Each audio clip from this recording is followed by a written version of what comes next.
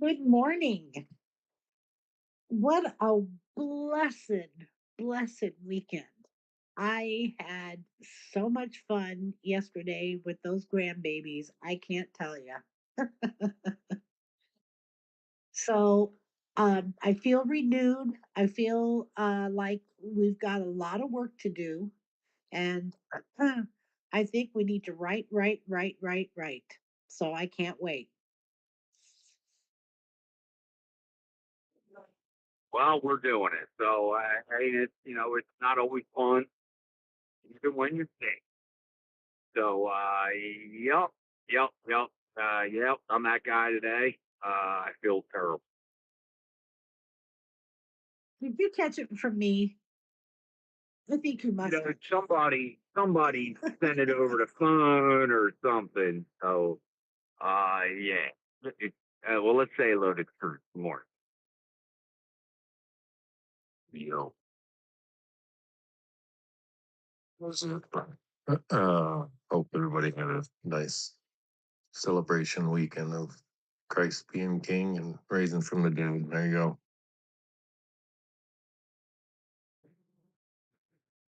hey man. Nope, I had a good time. I was staying away. I kind of had like a tickle coming on, and it was more. Yes, and it was good to see my nephews and their families. That's basically what I saw yesterday. It was everybody's pregnant, everybody's got kids running around. So I was like over in the corner a bit. I did have a good time.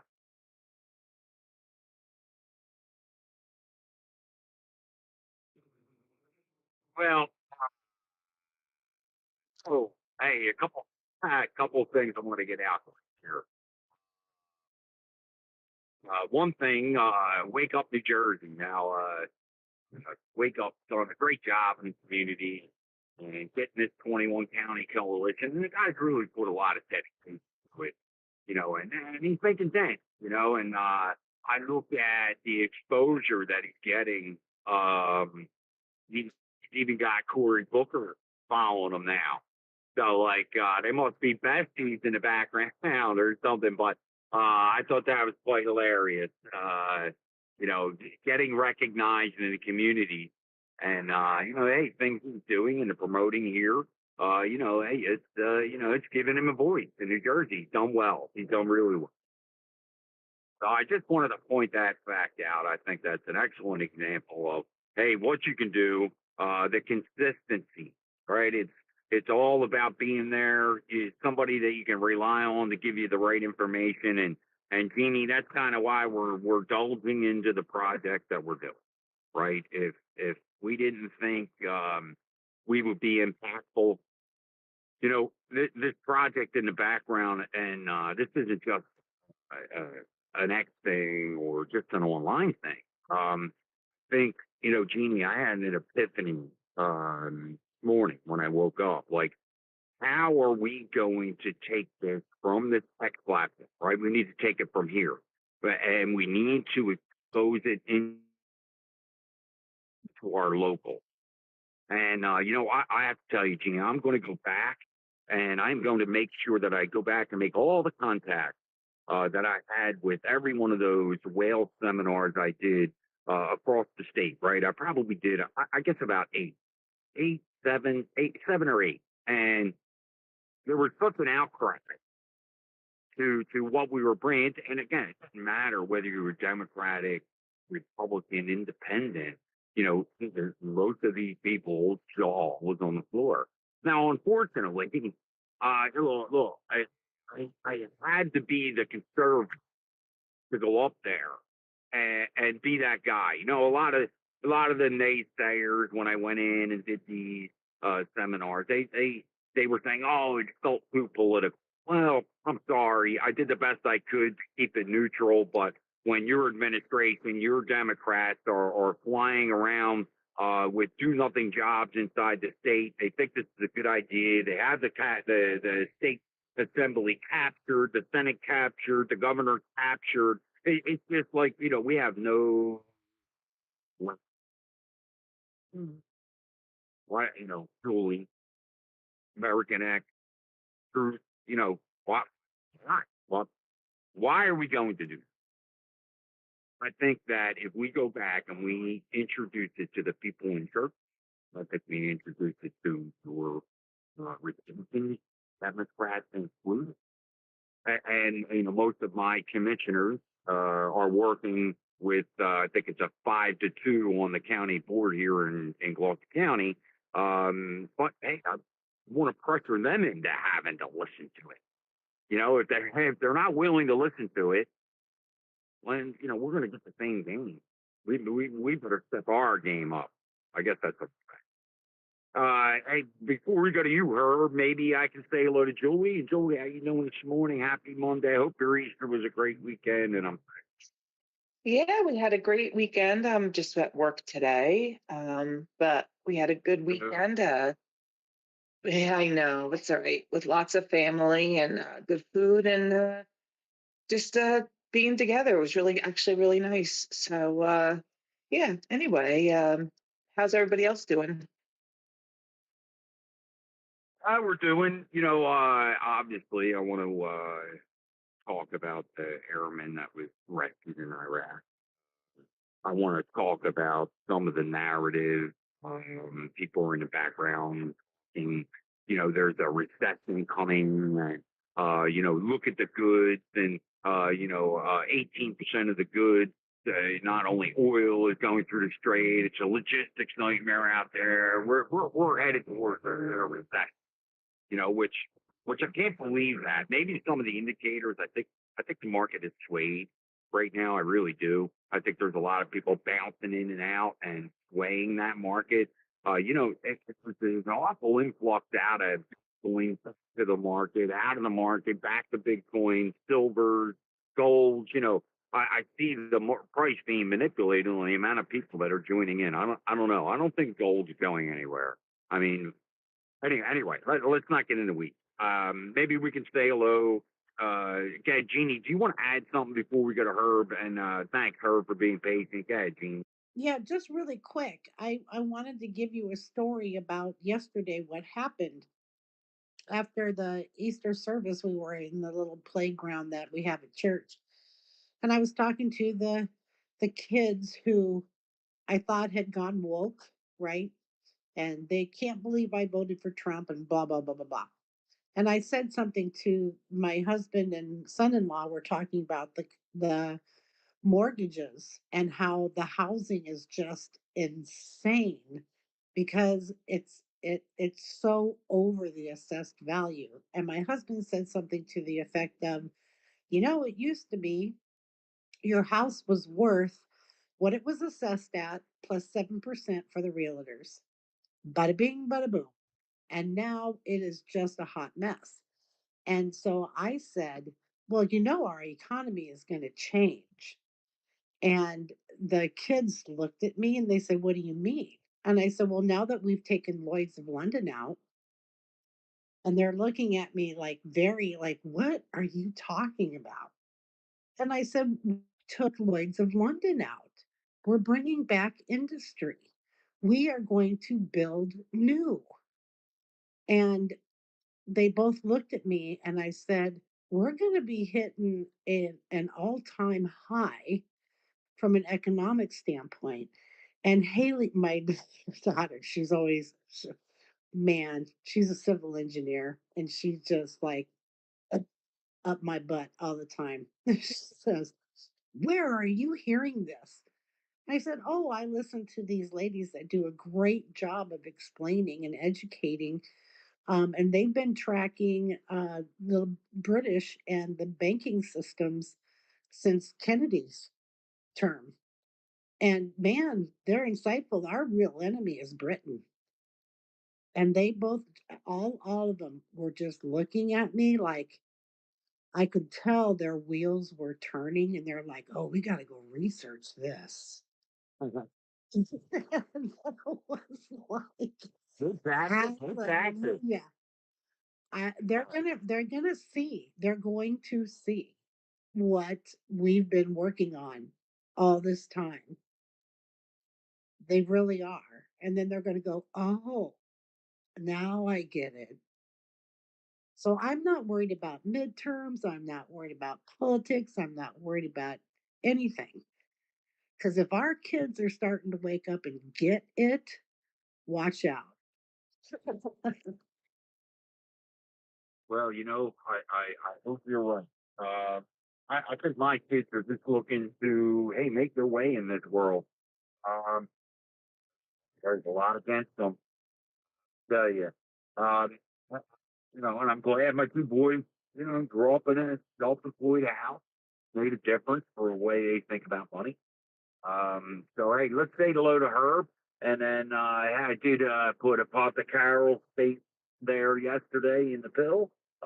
So please, hey, make sure you go back and listen to it. I haven't listened to it yet, Carol.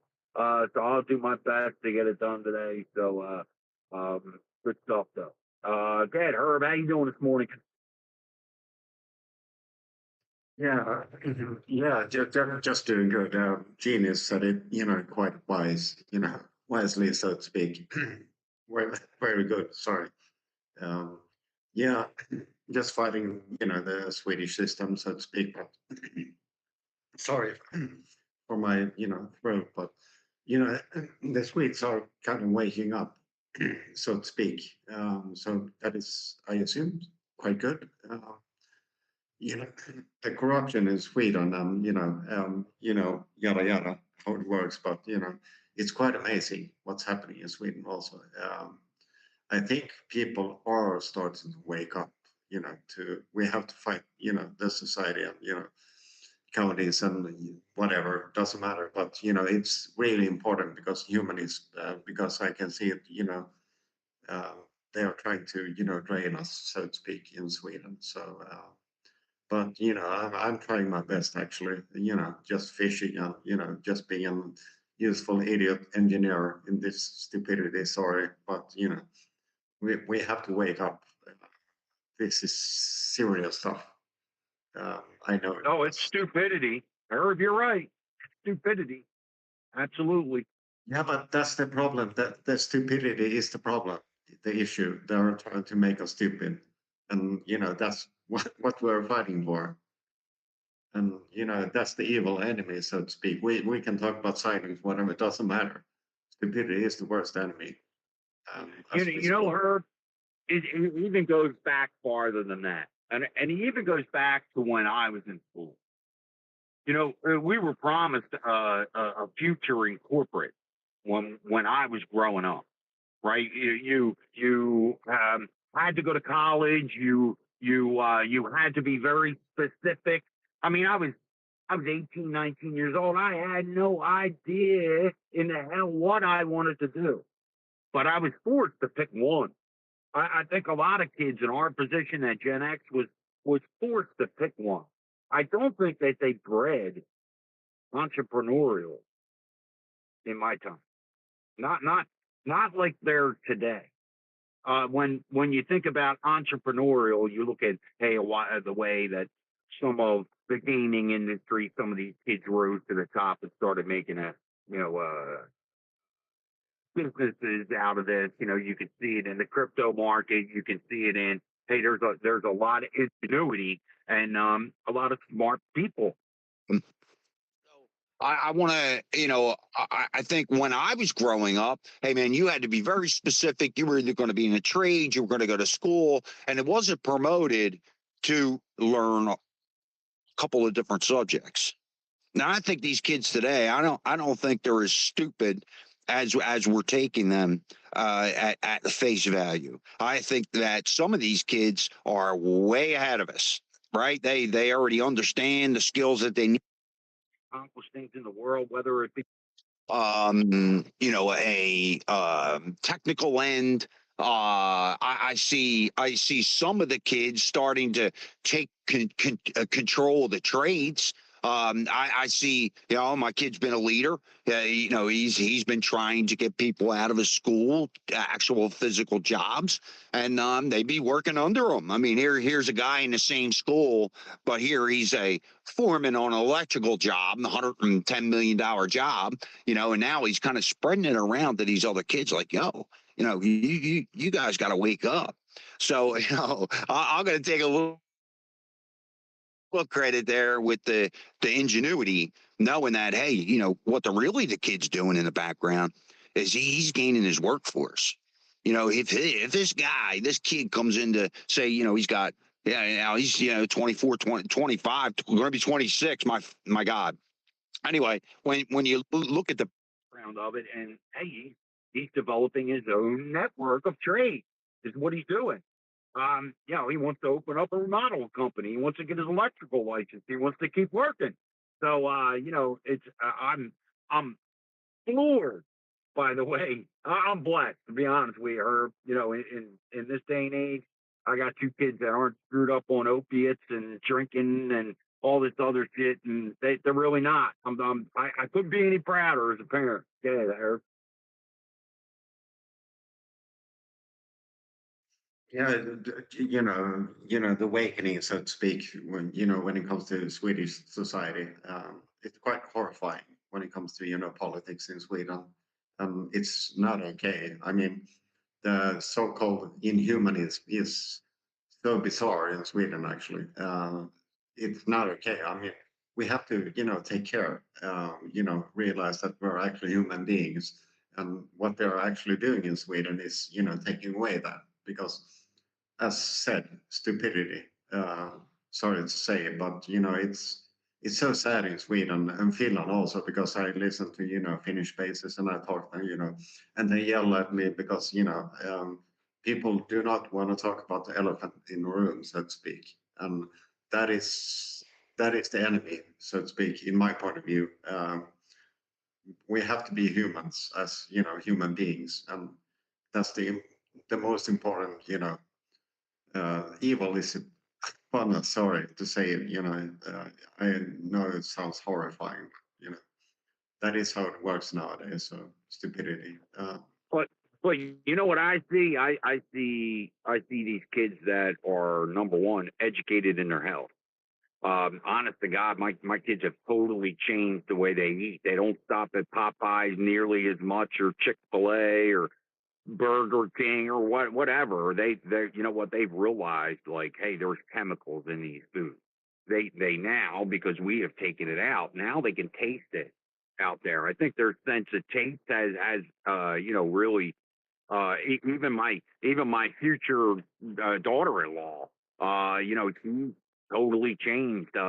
She's thinking about the gluten and the chemicals that are in the flours and the additives, and it's crazy. She has Crohn's, and she's learning how to control it. And really, it was my wife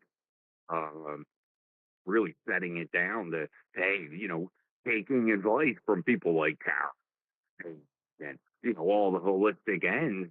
I mean, now it's paying off. That's what I feel like. I think once we're able to kind of tackle the mindset that, hey, number one, you don't have to be one thing in this world, and number two, you can take control of your own life and the way that you eat and conduct yourself. I see these people. These kids were once riding around in my truck, and now they're parents. I can't tell you. You're right. It's kind of it was like a renewal, right? I see this step. Feel like I'm stepping into my parent role. Weird. Hey, Real quick, Marlon. uh, Yeah, with I mean, I think it's easy for people to say it's stupidity, but really, this is actually the result of the programming that we've allowed to happen under our noses that we really weren't, I think, maybe fully aware about. Some people were, most people haven't been. The conditioning through everything, through media, television, but primarily our education system as well. The enemy has studied psychology probably more than anything and knows how to control and manipulate a people as a whole, and have done a great job doing so. So it's, to me, it's more of a people have been programmed and conditioned so much so that they don't realize what's going on. And then when they do, if they don't act on it and do something against it, that's stupidity. That's where the ignorance, the choice, the self choice just to ignore or whatever. And again, because the enemy has studied psychology so much, they know that that's where a lot of people will go. This is why, just an example of what I'm trying to talk about is, as a veteran going through the VA system to try to get my, rating and all that crap and the Social Security disability, they make it so red tape, such BS, that most people, especially people who went through the things that I went through, just throw up their hands, say, forget it, it's not worth it. And that's where we as a society have been so programmed to just give up. It's whatever, it's not worth it. And again, not everybody is stupid. Everybody has been programmed. Stupidity is when you wake up and you don't do anything about it. You don't voice about it. You don't try to make change. Then you're in that stupid realm. So there you go. That was my 2 cents. The stupid realm. Yeah, look. My parents had time enough just raising 6 kids, right? Let alone, having to worry about how we were educated in civics. And I think my old man did a great job as a kid, and screw it, But he also stressed a lot of things that some of the parents aren't. I mean, Trump was big on family. We would never hit each other, never in the face. We never fought between us really. I mean, just regular sister and brother, stupid stuff, but never put slights in between our family. I mean, our family is just as strong as it is now that it was when I was a kid. And now with all of our offspring having nephews and great nephews, and oh my God, nieces, the family's grown. The family's grown, and you know what? They're successful. There's not one non-successful kid in the bunch. I can't believe it. So go ahead, Herb, and then we'll go to Miss.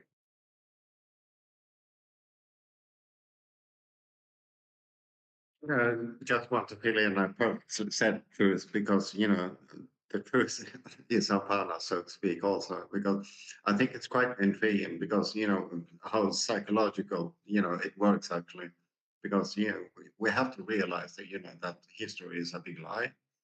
And I think that when people actually wake up, they don't want to wake up.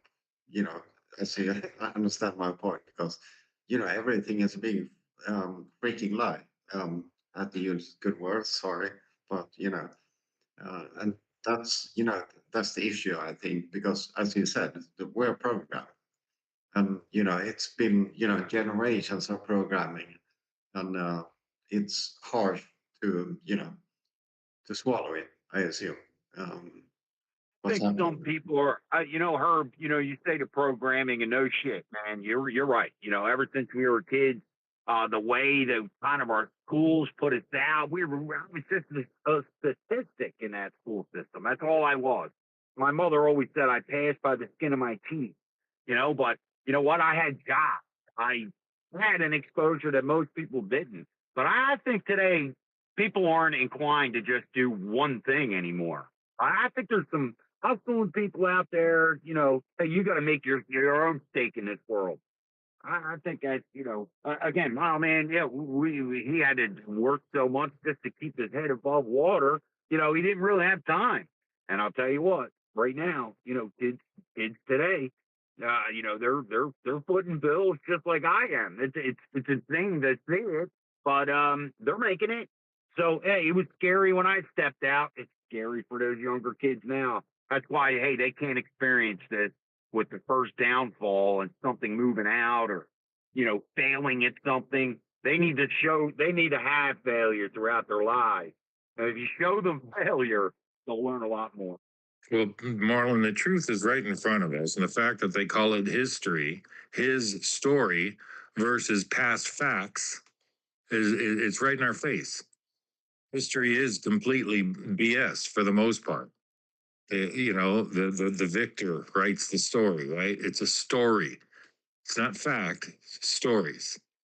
And we got to get that straight in our mind and start to realize, holy crap, most everything we've been told is a freaking lie based on half truths. Seriously. Because when people start waking up, they're like, holy crap, what? They just don't know. Other than the Iran thing here, I mean, all these wars, we're really not even educated on the Vietnam War. Why were we really there? Guess what? We're not really educated on the Desert Storm and the Iraq invasion, right? Most people don't even know why we were there. And it's unfortunate. It's unfortunate because there's a lot of people. We wouldn't have removed Hussein and Saddam Hussein, right? He kept peace between the North and the South, two different religions. That's what he did. They on what if it came out that the man really didn't tox his own people, the people in Syria have in the past and blamed it on them? What if we all these icons that we think were good people really turn out to be the scum of the earth? I mean, maybe that's what we're finding out. I don't know. Hey, it's hard enough to make your way to moral truth and then Yeah. try to figure out. Just read the papers. I challenge anybody. He'll blow your mind about General Patton. Anyway, I know Misty's been holding on. How you doing, Misty? I'm doing well, thank you. How was everybody Easter? I hope it was blessed and wonderful. Um, I have a couple little things. Well, one, I'm trying to make a big thing. I have put in one post 5 letters. I found out that we could, from our phones, fax these letters on 2 to 3 different accounts, 5 free faxes a day. And so we could cause disruption if we get everybody to do it. The 5 letters are, the first one is using our constitutional voice to put forth constitutional law and statute that the Senate have broken and not upheld their oath to serve us as our elected. The second letter is to the honorable judges at Supreme Court. That actually can't be faxed. Now that I think about, I'll have to go put in a different one. My goal is to put in 5 letters a day, but that is one. If you can get that to the Supreme Court, it is supporting President Trump executive order on the basis of Senator Howard, who was the one who put in that amendment of the birth citizenship and birthrights, and how it excludes foreign and alien who are not under the jurisdiction of the United States of America. The third letter is to the federal legislature to shut down Sharia law and how to do that. The fourth letter is for states, cities and counties and communities to shut down Sharia law within their state with the supporting data sheet of how they can use different laws and tools to get that accomplished without violating anybody's rights. And then the fifth one is to demand that the DOJ criminally charge Epstein's clients, that we feel that the public hearing was not acceptable to hold these criminals accountable. And so each day my goal is to have 5 different letters on different topics. And I am going to learn tonight, because there will be a link for letters. There will be a link for more of a legal notice to the justice, trying to make it even more relevant and more predominant. I've been getting feedback from both saying, oh, I don't want to sign a legal thing. And then when I say letter, then people are upset that it's not legal. So I'm just going to do both. And I'll do it a third way or a fourth way or a fifth way. If anybody has any ideas, criticisms, any kind of options, I just want a disruption. I want them to start changing their behaviors, and we have to start holding them accountable. I will do the work, and you can take it, steal it, do what you want with it. They're all links there. Everything, if you click on the link and expand it, it tells you exactly, it gives you the websites that you can get this information out through a fax. You can copy it, mail it. And there is also how to. So wait, well, hold on, Misty. Hold on, Misty. Hold on. So you're submitting these letters to exactly who? The Arizona State Legislature? Are you introducing them in your own county? Where would you start? They're you can do it to your representatives, you can do it to your Senate. It's a letter, and then you put your information, and you can address it to who your audience is for each letter. Each letter is different. And so, and you change that part. That's the only part you have to change, is who you're sending it to and your name, and then you sign it at the bottom. And the support page, you don't sign or do anything to, you just attach it behind or to the letter that you address to. You can address it to attorney generals, you can address it to your county supervisors, your city council members, depending on the topic of subject. And anybody can send me a topic. I'll research it. I'll get what we need. I'll go in depth and try to find different angles, maybe think outside the box. It's what I kind of do. If you guys have something that you want presented, all you got to do is DM me, and I'll help you get it done. But I want positive action, with changing things back to the lawfulness of our constitutional republic. And so, it just takes us all to unite and do things together. And the way that it's pretty much set up, except for, and sorry, I did mess up, because you can't fax the letter to the Supreme Court. I apologize. I will get that fixed. And So basically, Misty. So basically, what you did was you kind of formed these 4 or 5 different subjects, kind of gave it a draft. So this way, hey, we could take it, use it at our own discretion, whether it be in our township or our state assembly. So pretty much, they're just those particular subjects that you kind of drafted in that. I get it. and you can you can, and it gives links to all the senators and to all your representatives. It's all right there. I have a list of all the senators broken down by state and alphabetical. I have them in like 5 different ways. I am going to eventually post that, so you can just copy and paste, and already just have that there. And I'll do that for the 400 or whatever 500 representatives. Sorry, I'm a little tired. As well, so it's even easier. I think there's some other tactics there too, Misty. So I would definitely expound with you on them. But maybe we should kind of talk behind the scenes here and then be able to present it not only in a online fashion but a local. Yeah, I don't think there's ways. Oh, definitely. Totally open to that. My post is down there.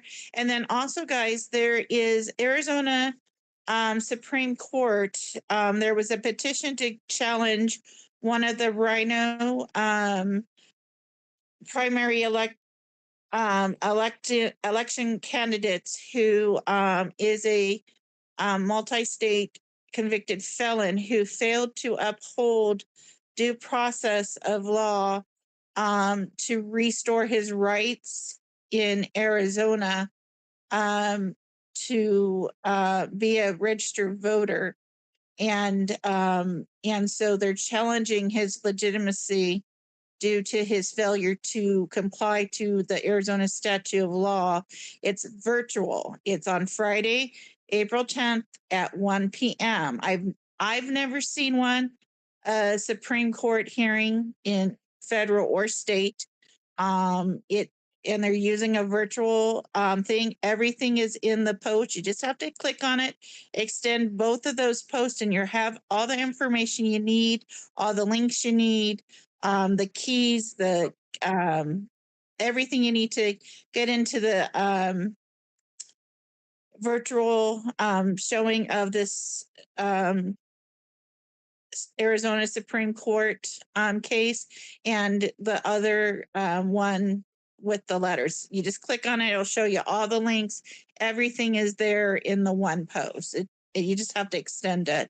And so I appreciate the time and the space, and I'm just trying to help. And yes, I'd love to talk to you behind the scenes. Yeah, hey, real quick, Marlon, let me just point something out. Okay, so legally, we're fighting Sharia law, okay? Which is completely opposite of our constitution. There has no place in this country whatsoever, okay?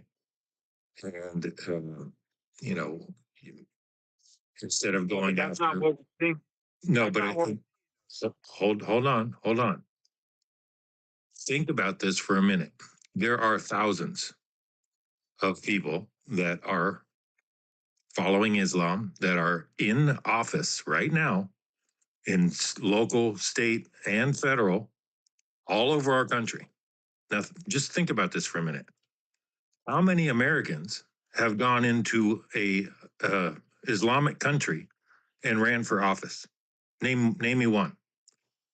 This is a hostile takeover, and people don't get it, and they need to wake up.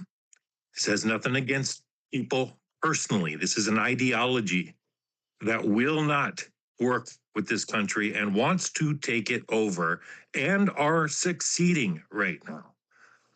And people need to wake up to that, because think of it. If I wanted to move to Italy, I would go there because of the food, the countryside, it's beautiful.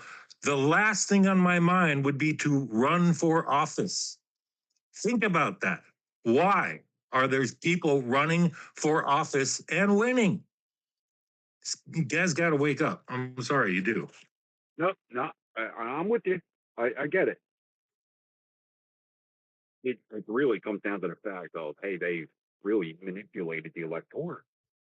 They used our system against us. Now they're running loose, right? Now they're running rampant throughout, our township governments, our county governments, our state governments, our congressional government.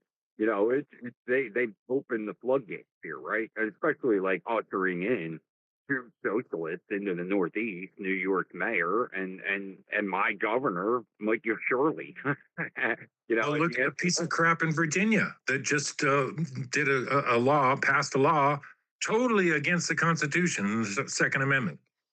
Guess what? Guess what his background is? Guess what he believes in? Come on now. Well, hey, maybe. That's why I came up with the letters, to give us tools to use state laws and constitutional law that already exist. And it tells you the directions and how you can use it so that it defeats them and it defeats the Sharia law. And that's why I'm doing what I did. And so if you read it, it'll give you all the, the ones for the That's not state. the problem. Misty, here's the problem.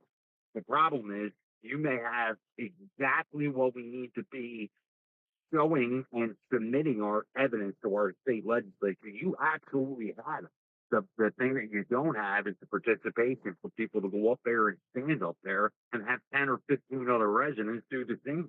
Because when you step up there, Misty, whether you're in Maricopa County or you're in Gloucester, towns in Gloucester County, New Jersey, they're going to lop your head off if you don't have anybody with you. And they're not going to respond. You would have to go through other tactics as far as the marshals and getting the sheriffs and exposing the DAs and, yada, yada, yada. There's a lot of work to do there. We're way behind the ball. Misty, did you want to respond real quick and then we'll go to Terry here? Yeah, I do plan on going to the Board of Supervisors, and I'm double checking times. What time? Okay, I still have time. So thanks for yeah, I do plan on going and taking these letters and this whole movement to the Board of Supervisors. And so no, I belong to ASRA, which is Arizona Republic Association. And so you do need to get local, and like I've said before, you can rent your libraries for $20. I have a person from another space who said if people wanted to have town halls at their libraries, he would help pay for the rental fee to have town halls. So, Well, look, Misty, so hey, let me go to Terry only because he's going to hold it. yeah, sorry. I apologize. So, no. But, even Kristen Lamar has showed us ways that we can, have these public meetings, even on Twitter, but we have to submit it to our state legislature and set it up with them. So we can actually have our state legislature by law have a public forum like this in the state legislature house and have your voice. Lamar showed us that many times. Guys, let's go to Terry. Terry, how you doing? Hey, I'm doing pretty good, Marlon. Thanks for asking. Good morning to you, Rusty, Mr. Truth, speakers and listeners. Misty, thanks for doing what you're doing with the letters.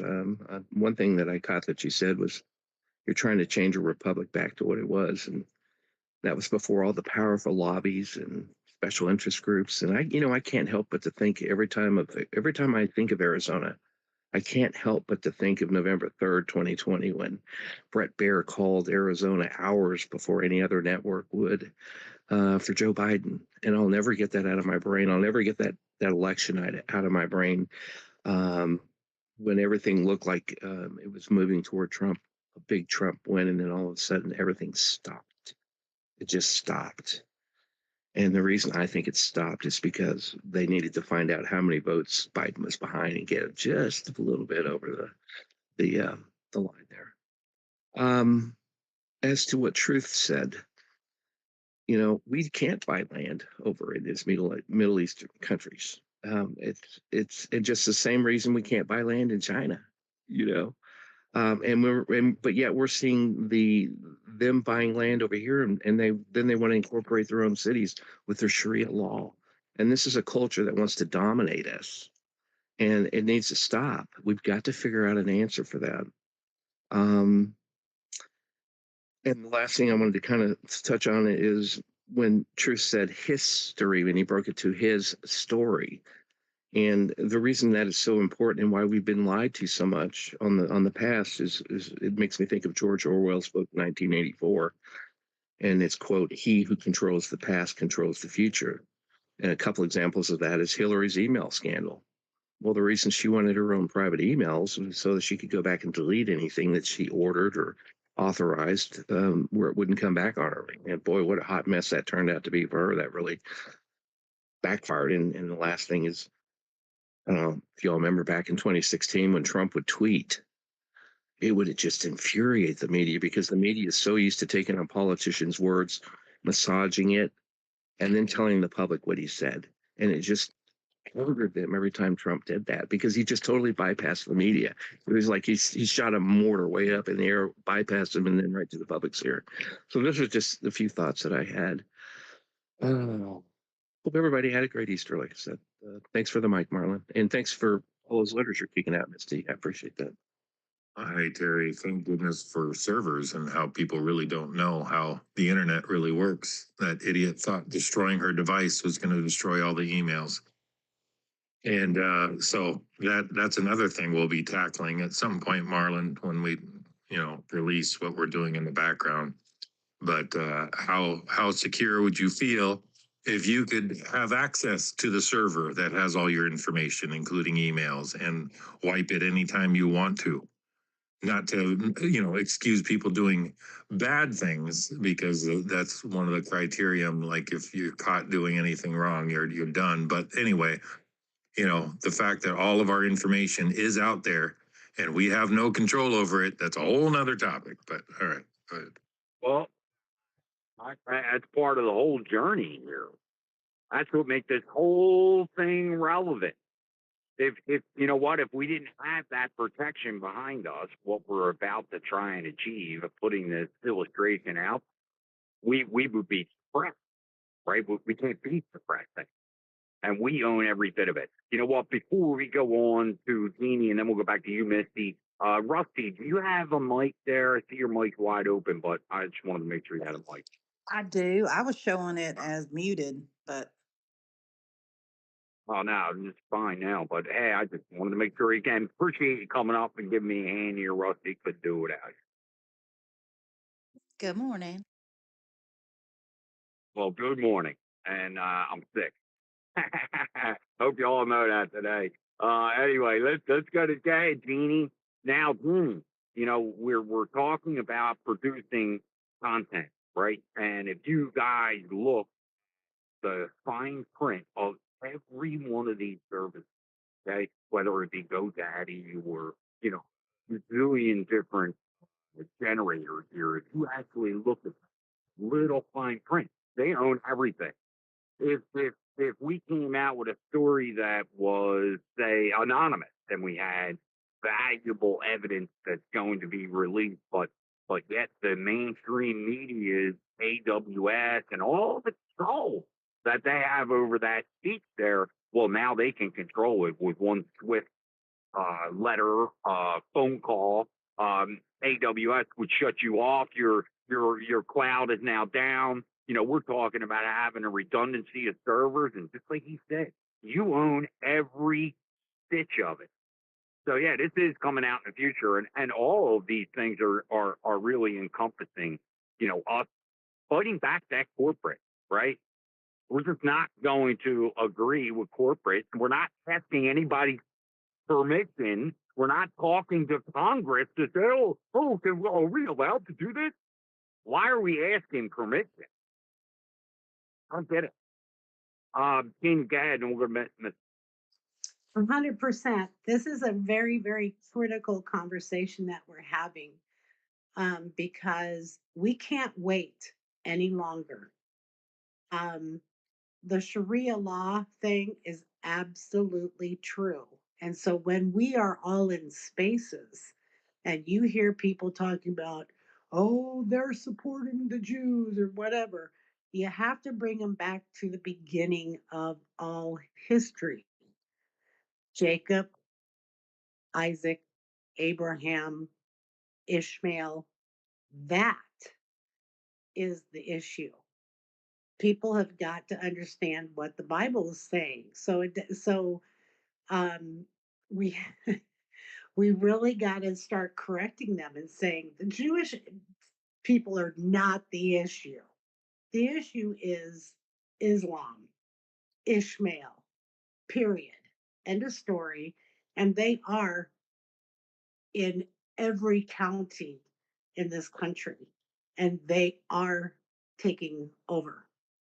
So it's like we've got to raise the right alarm bells. The other thing is that Obama, I don't know if anybody saw this, but Obama is over with NATO, helping NATO figure out how they're going to get Trump. So this party isn't over by a stretch. And we've got a lot of work to do. So if people are going to contribute, it's time to contribute. So if you said you would write, if you said you would hand out pamphlets, then hand out pamphlets. But we can't, the same thing with healthcare. Somebody was talking earlier this morning about how, the doctors are starting to take cash and blah, blah, blah. That's exactly right. We all have to stand up and do our part. And until that happens, we're just wasting time. So yeah, happy Monday. Wasting time. I'm so sick of wasting time. Yep. Yeah, it's kind of like fiction here, you know. Like if you think it's just like going out there, you put the shit overboard and you catch fish. Oh boy, I got sad news for you. That's not happening, right? If you're not in tune to the information, know right where to go, you're wasting your time, right? So it behooves you to have the right information, right, on a lot of these different things that we're doing. Go ahead, Truth. Real quick, Julie Butte was trying to come up and came up for a second, went back down. So Julie, I've tried to send you stuff. Maybe you have to jump out of the space and come back in if you can hear me. Herb, you want to jump in there and then maybe we can say hello to Zach, but Jeannie, you're right. We're wasting time. Yeah, just one stay, it's in my point of view, just being, as a Swede, as a person, the Muslims is not, the issue, so to speak. It's the agenda itself, when it comes to politics. I don't want to harm people, but it's quite, and when it comes to Sweden, when it comes to Swedish Democrats and stuff like that, and I don't think it's okay. I mean, these Muslims coming to Sweden, they're people. How to say it, in a good way, because they're just being here and doing their job, stuff like that. But it's quite amazing the polarization and stuff like that, happening in No, Sweden. that's not my point. I have to really be careful and Yes. clarify, or especially because it's not about the Muslim people. It is about all the way back in history. People are confused, and we need to clarify that it's all stems from Isaac and Ishmael. Until you understand that story, you don't understand the evolution of everything that follows. That it's Ishmael and Isaac, because we start putting on our worldly labels and titles on things, and then it gets people all up in an uproar. No, it's clear as day. So I invite everybody to go look that up in the Bible right now and read the story of Isaac and Ishmael, because that's where it all started. And I'm going to shut up now. Yeah, don't worry. And a lot of people believe, like this is totally biblical. It feels like it's biblical. It feels way too big for one particular person to come up with a plan and execute this. This isn't what. Now, it's unfortunate that that particular community, really Omar, northeast of Minneapolis, he's the one that really showed the way. Because they rallied their base. That's how stupid we are as Americans, right? These people are running from tyranny. They're in a spot where they may have belief in Sharia law or whatever, but now they've captured our electoral system. And that's why I think that electoral system needs to change. I think it needs to go county by county, town by town. I think there needs to be a convention of counties, not convention of states. We have to change the policy the way that it's done in different parts of the state. There's no way somebody from Sussex County could understand what we need here in Gloucester County. But all of the legislation, all of the policies get passed in the northern part of the state because of electoral. It's the same thing. Again, you may not want to admit it, but those people were frigging genius. Right? They move the population in there and then use the voter base to get what they want. And you're right, Jeannie. It's not particularly those people. there's a large community in North Philly now, right? That North Philly, the Trump administration, the first one, Ben Carson, with their community reach and revival, really affected North Philadelphia. Well, guess what? There is a fraction. They're not all bad people. I can't say that. I can't paint them all with a broad brush and say, hey, they're all out to get us. It's just not true. Um, Most of the immigrants here from other parts of the world, central, you know what they care about? They care about their community. They care about what their kids are exposed to. And the only reason that they vote Democratic is because the Democrats go up and talk to them. I've suggested many times that my GOP goes out to the soccer field and goes talk to them on Sunday, take waters or Gatorades or whatever, snacks, kids, you collect the people, you talk to the people, and they'll respond. That's why we have such a lean in this state. You don't think these people have captured the voting base and manipulating the elections? Absolutely. We're the idiots. We are. We're not motivated enough even to go out and join in our primary process. Look at Louisiana, 8%. 8% of Republicans went to the primary. Mississippi, 13% of Republicans went to the voting box in Mississippi. 13%. It's pretty dismal here too. I mean, I think on an off year, if we get 24 or 28%, it's a lot, but that's not going to win you elections when the other side is much more motivated. They're going to the ballot box. Anyway, Misty, did you want to say something quick, and then we can say hello to Zach, and we'll go back to you. I'm sorry, I got my phone died. Don't know it's charging. But also I wanted to say, when I tried to come back and find your space, it wasn't listed at the top anymore. It was earlier. And then when I went to like spaces for me, it wasn't listed. I couldn't even find on my second phone my replies. So I don't know what we need to do to get Rock or whoever to fix this, but we all need to put, I don't know. I'll think on something. I'm a little brain fried because I've been up all night pretty much trying to Well, get that's this okay. go. So I apologize, and I still got to Stay get. up all night. Oh, I did sleep. I did sleep a little bit. But I do need to get to the board of supervisor meeting, and I got to go print out these letters so I can just hand them out to the people that are there and to this 5 board of supervisors. So I am going to be working on that, but I wanted you to know what was going on, because that's just not, to me, that's total censorship, and there's laws against it, to not be able to see the space.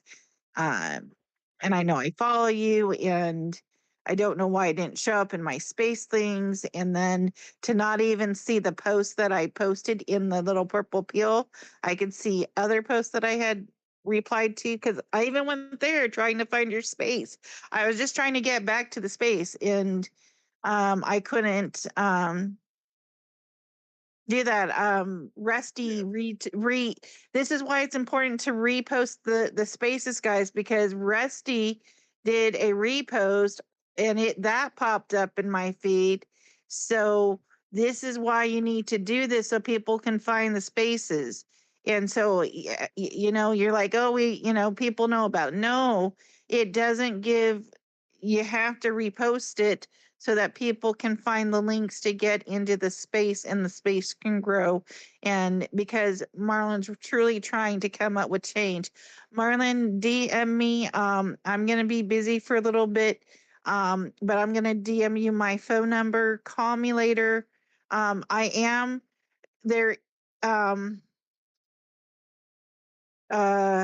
Okay, one of the other space hosts, and for right now, I can't think of her name, and I don't know why, but they're going to have an educational space later tonight on on how to do notices of to justice and stuff, and kind of what Christian Lamar was talking about. So I'm going to go there, and so I'm going to have another link to do a more official, more legal way to present the letters. So I'm going to do that. I'm also going to work on another 5 letters. If you guys have ideas or what you want to put out there, you know, I'll be happy to, you know, deep dive those and create them and stuff. You know, and I just need an idea. So I have 5 already for that I have on my brain to do for tomorrow, but I'm going to be doing it every day. So I could use all the help and suggestions. But they're Carmen. She's the one Thank you, who's man. going to have the educational space tonight on how to create legal documents through common law and the and I I have Yeah, bad brain fog, so I can't no, remember you got what it. Christian Lamar his stuff. I don't want to speak on there because I don't Yeah, want to no worries, disrespect miss. it. I That's fine. apologize, No worries. guys. Thank you. No worries, no worries. Well, listen, hey, make sure you get some sleep. Get your letters out there and go to sleep, lady. All right. Zach, you want to say hello? And I'm gonna. Hey, what's up, guys? Happy late Easter, Merlin. It's, I say happy Easter over the weekend, and by the time I said happy Easter, somebody else, a slew of Democrats come after me, and they need to go get jobs. Love you guys. Yeah, they got to get off of this tap. They got to go get jobs. You're right, man. That's too funny. Oh, go ahead, Herb.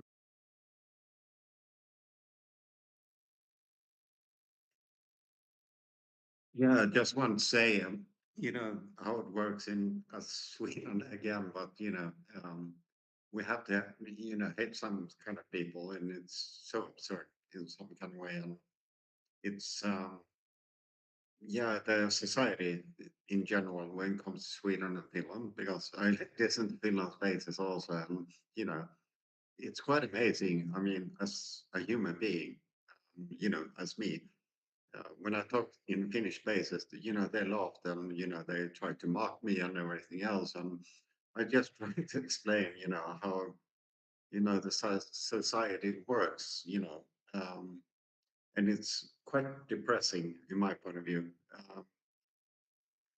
When it comes to, whatever work or life or whatever, I mean, the constitution, constellation, sorry, how they managed to pull it off, it's quite amazing.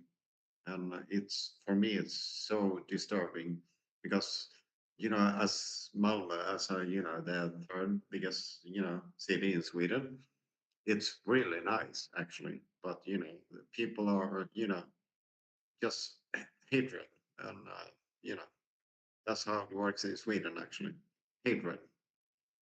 And that bothers me a lot because I know a lot of people, and it's not okay in my point of view. And you know, I think here. just I think that's here, my Herb. morning.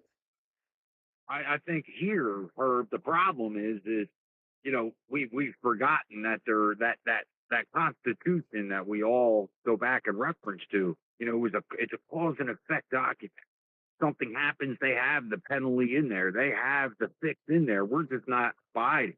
You know, sure, come up many times. The Anti-Communist Act of 1954 was put in by Congress because they knew the infiltration of communists into our political system. Well, now we're seeing it where they just rebranded it differently. They're not communists, but are they socialists? Are they a different ideology? Having the vote of the people, whether or not they want Sharia law in this country, that should never happen. Why are these constitution amendments or constitutional things not being addressed?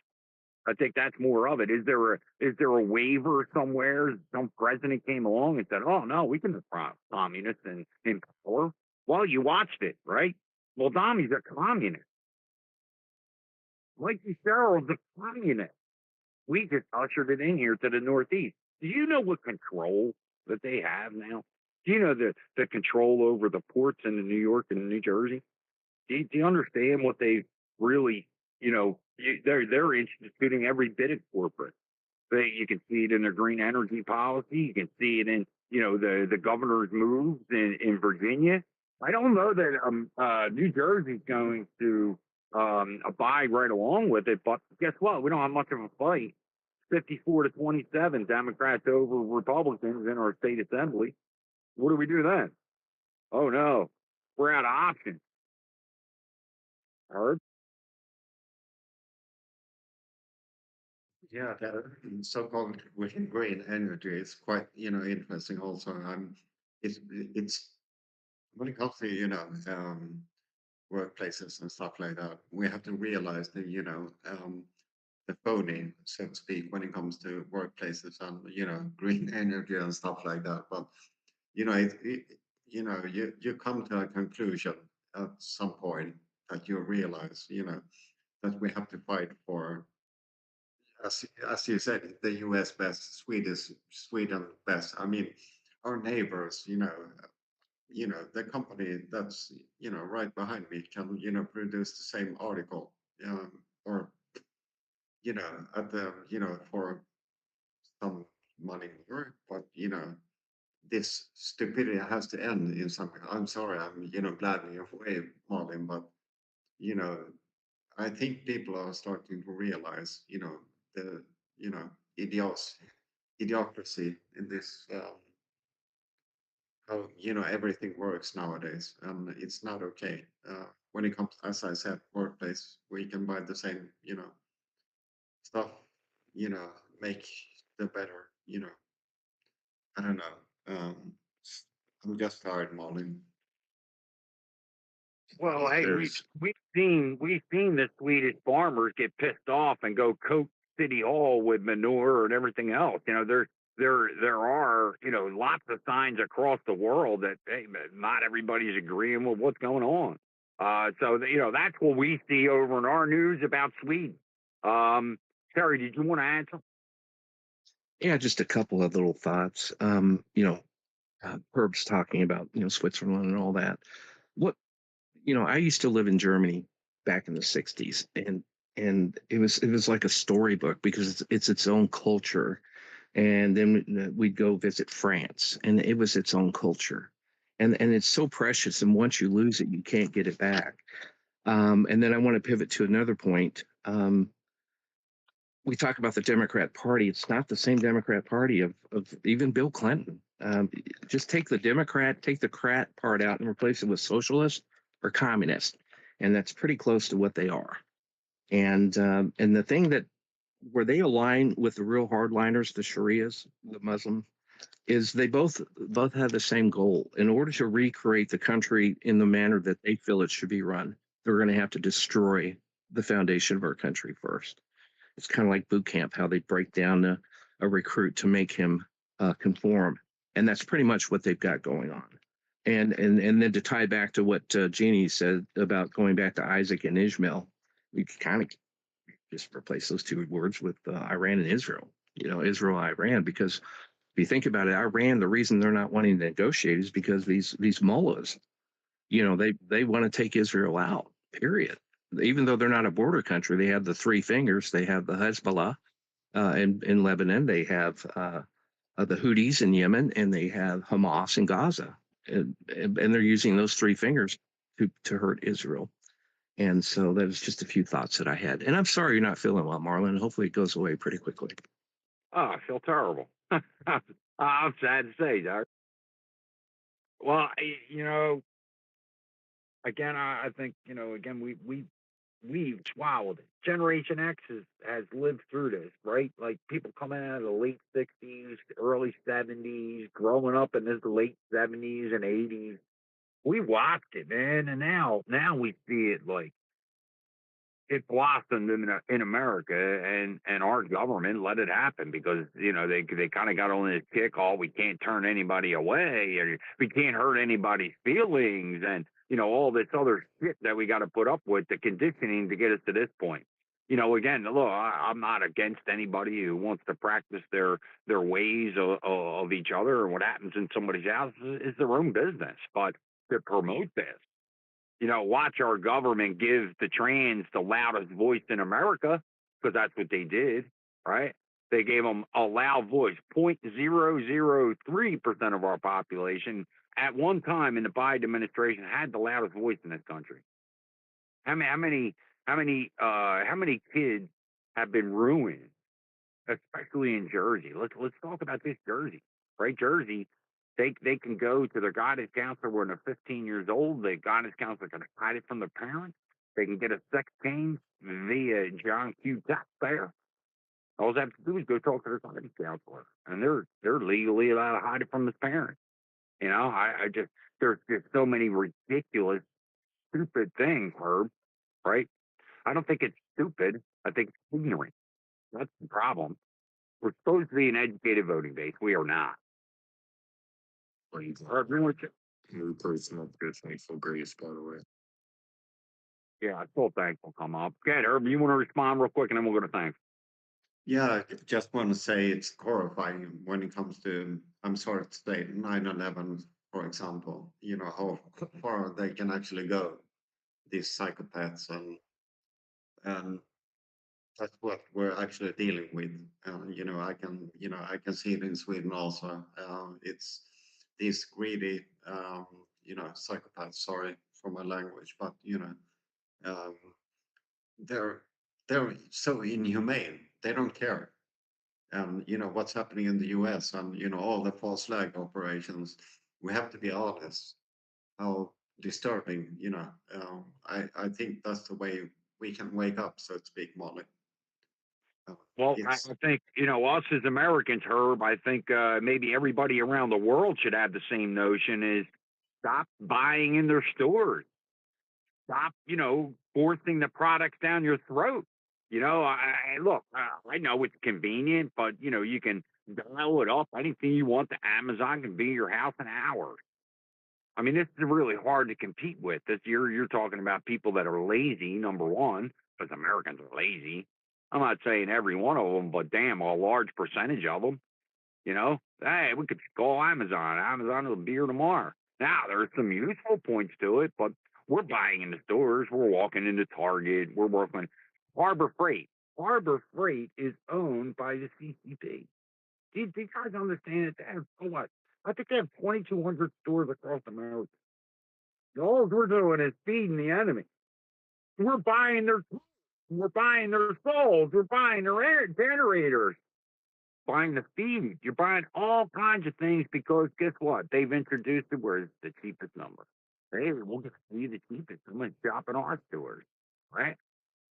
Walmart, Target, just about the same. It's us buying it. It's us fueling the enemy. We're in big trouble. But have we caught it just in time? Think back. What if Trump didn't win the first time? Now, and I have to tell you, there's a lot of negative shit about Trump right now.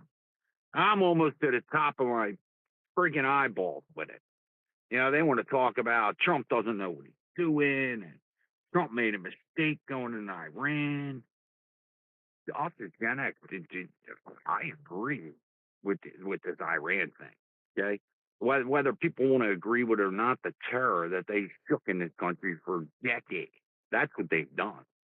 I don't. I hope when you do you see the people in Congress, the Iranian Americans that are celebrating and oh my God, this is the best thing that ever happened to Iran. That's what they're doing. They're but the mainstream media is like that.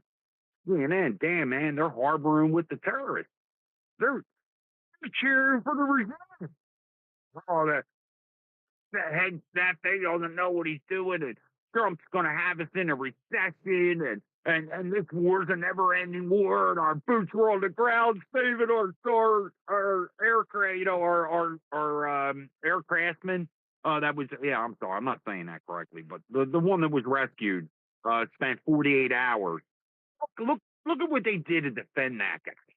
right? They knew his position, but yet the military was able to use counterintelligence by the CIA and the U.S. military to deflect these guys. Nobody could even get close to where this guy was held up. He was severely injured too. He drug himself, I think, like 3 miles or something up this cliff, and he was hiding in a crevice.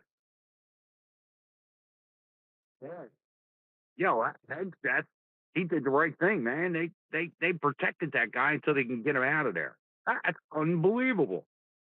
I don't know, man. I'm just so tired of the anti-Trump rhetoric. Why don't we give it some time? I mean, okay, well, now they're using all the oil is problem and 18% of our goods going through there. The metals are up, aluminum's up, copper's down. You know, we're headed for a recession. Be possible. If we have 1,500 new industries coming into America, producing jobs and logistics, how could this be falling apart? I don't get it. It's not like I've seen it before. The interest rate's starting to fall. I saw the Biden administration crush my industry. Talk about recession. I don't know. Anyway, hey, I'm directly affected. I'm directly affected because of that interest rate. And the Biden administration cost me almost my living. Almost. Thankful. How you doing? Good to see you. Thanks for coming. I'm great, Marvin. And you fire me up all kinds. It's good. I can't hear. Can you hear me? Can you? Marvin, can you hear me? There you go. Now. Yeah, and I can also hear myself, so that ought to be fun. Good morning, Marvin. Once in a while, if you mute the room, Marlon, I don't think you can hear her. Can you hear me? I can hear you. Oh, I'm sorry. I cannot hear her now. Yeah, and it's Marlin with an L, by the way, not Marvin, just so you know. I didn't say Marvin. I said Marlin. Hey, Thankful, let me take you out of speaker spot and bring you back up. I think he should be able to hear you that way. Yeah, let me, in fact, Thankful, and tell her, Rusty, let me just drop her down, come right back up. Okay. I just put her down and gave her a mic. See, that's where the cash, right? That one of you guys had let Thankful up, and the cash didn't get deposited in my little account, right? That's how we keep the connection to be able to hear these people. So when they come up, so yeah, that's just an example. And you know, and she's right, Misty's right. I mean, you know, look, you don't think that they suppress this space? They do. I don't know how to combat it any other way. Just standing up here every day. I don't know how else to do. I'm Thankful. Try to talk and see if Marlon can hear you. Can you hear me now, Marlin? Yes, I can. Thankful. How you doing? I'm really good. I did not say Marvin.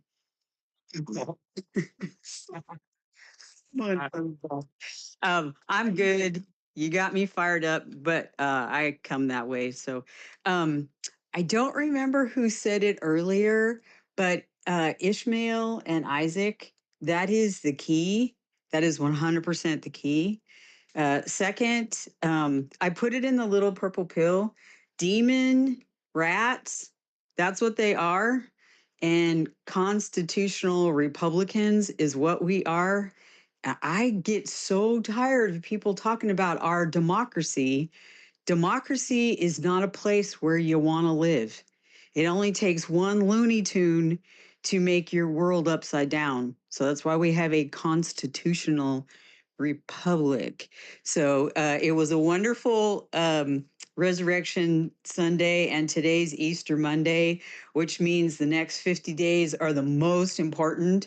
Drag God with you everywhere. Don't leave him behind for a second. And I am sad of all the people who think, oh, Easter was yesterday. The next 50 days are the most important. So be on fire for him. Thank you, Marlin. I didn't get to hear it, but you're right. Thankful.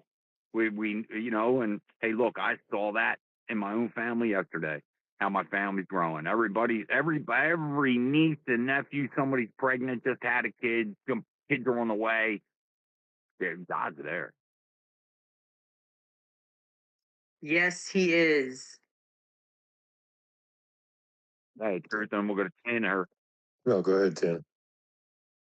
what's up, Tin? How you doing, man? Well, Oh, I'm doing pretty good. You were talking about people ordering from Amazon and stuff, and um, honestly, not all of them are lazy. I order from Amazon a lot because I simply can't get into the stores because mobility sucks.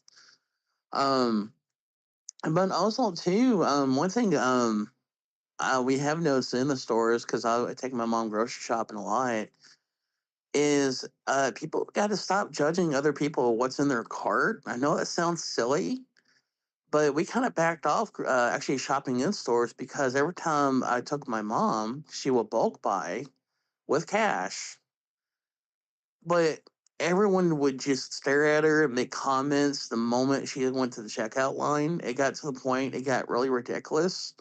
She even got threatened a few times, which was insane. So a lot of times we kind of, start ordering from other areas, especially online, because it was just easier to deal with. But also too, we have so much creative minds in here. I would like to see if we can help our farmers develop a system to be able to ship their meat out uh, in a manner for people like me who can't go up to the farm and get it, able to order things like that as well. And I think that's one way you can get around the system is kind of start redeveloping things outside of their system to help each other. And that's one thing I've been kind of looking at in other ways too is how to ship things like meat across the nation without it spoiling, so we can bypass the system, as it were. Tinfoil. A lot of producers are doing exactly that.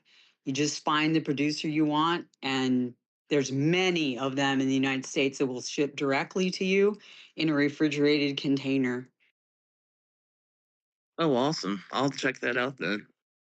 Boy, I wonder, thankful, do you think they asked for permission from the government? Like I think this notion of, hey, what we're working behind the scenes, these people are doing the workarounds. They're the people that know will have their food sovereignty in the future here. There I are think I yeah, thank Melaleuca works with a beef producer, and they've done all their they followed all the rules. The rules do change on a regular basis, so they make it harder. Yoder is an Amish family, huge Amish family in the Midwest that does this. There are a number of other ones. I use the smallest ones that are the closest to me, but it's been very easy to find them. You just have to open your eyes and look for them. There are ones shipping fish from Alaska. You just have to pay attention. And the people these are growers that are thriving. Their businesses sometimes have blown up so big that they can hardly keep up. But as soon as they get about that big, then they change one of the requirements and they try to shut them down.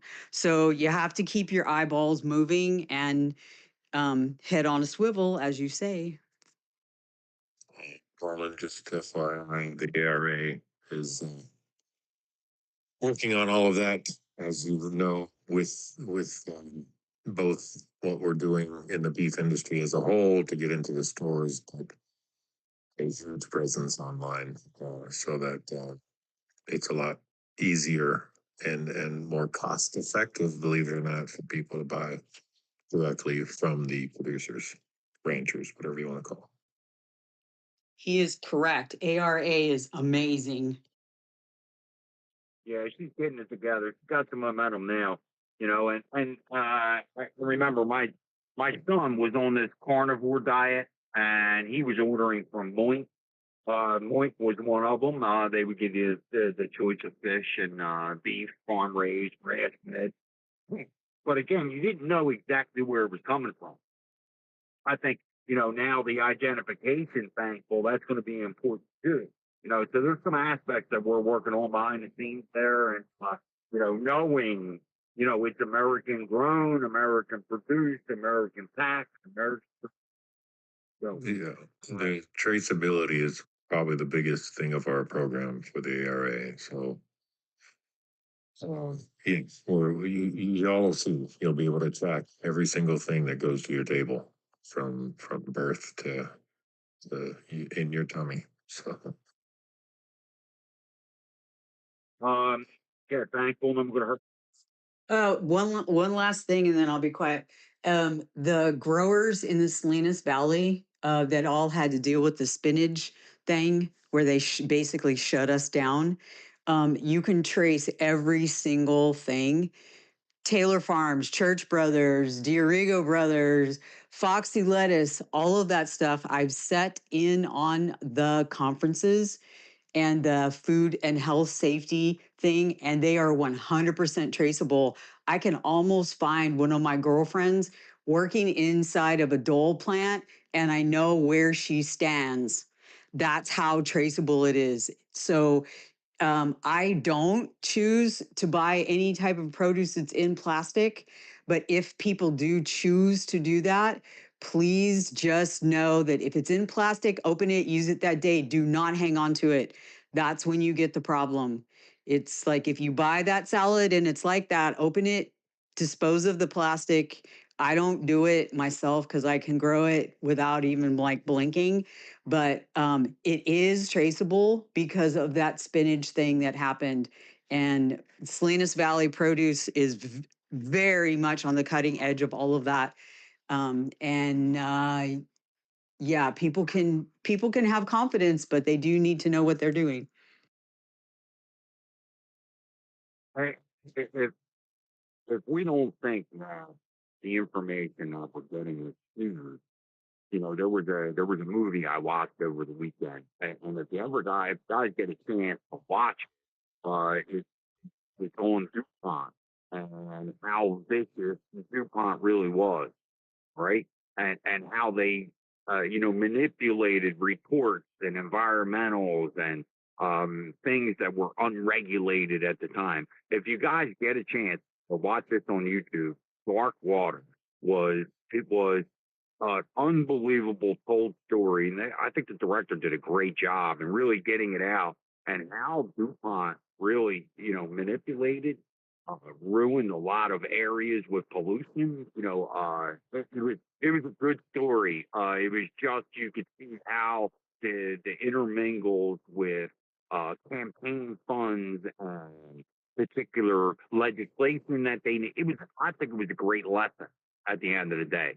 I get a chance to watch that. I think the director did a really, really good job with that movie and showed it. It was kind of like an Aaron Brockovich kind of a thing, and just showed you how long that process.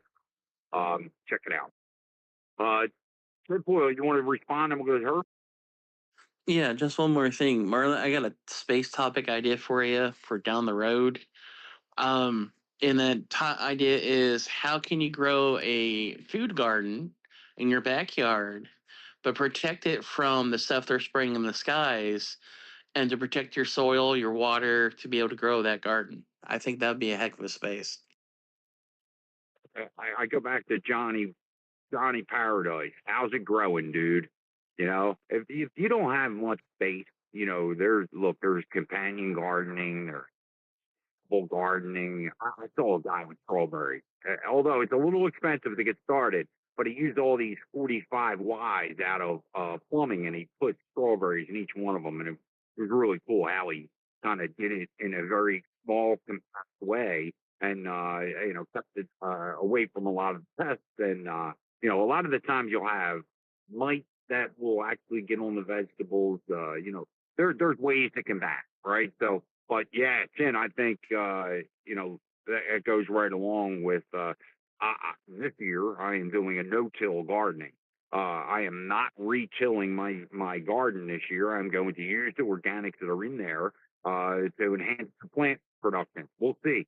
I know what I got last year and be able to gauge it. So, dude, I'm ready. I'm ready. Sounds like a cool space. Get her. Yeah, I kind of lost it some kind of way, but just wanted to say, as a small spin-off when it comes to, Finland and Russia and stuff like that.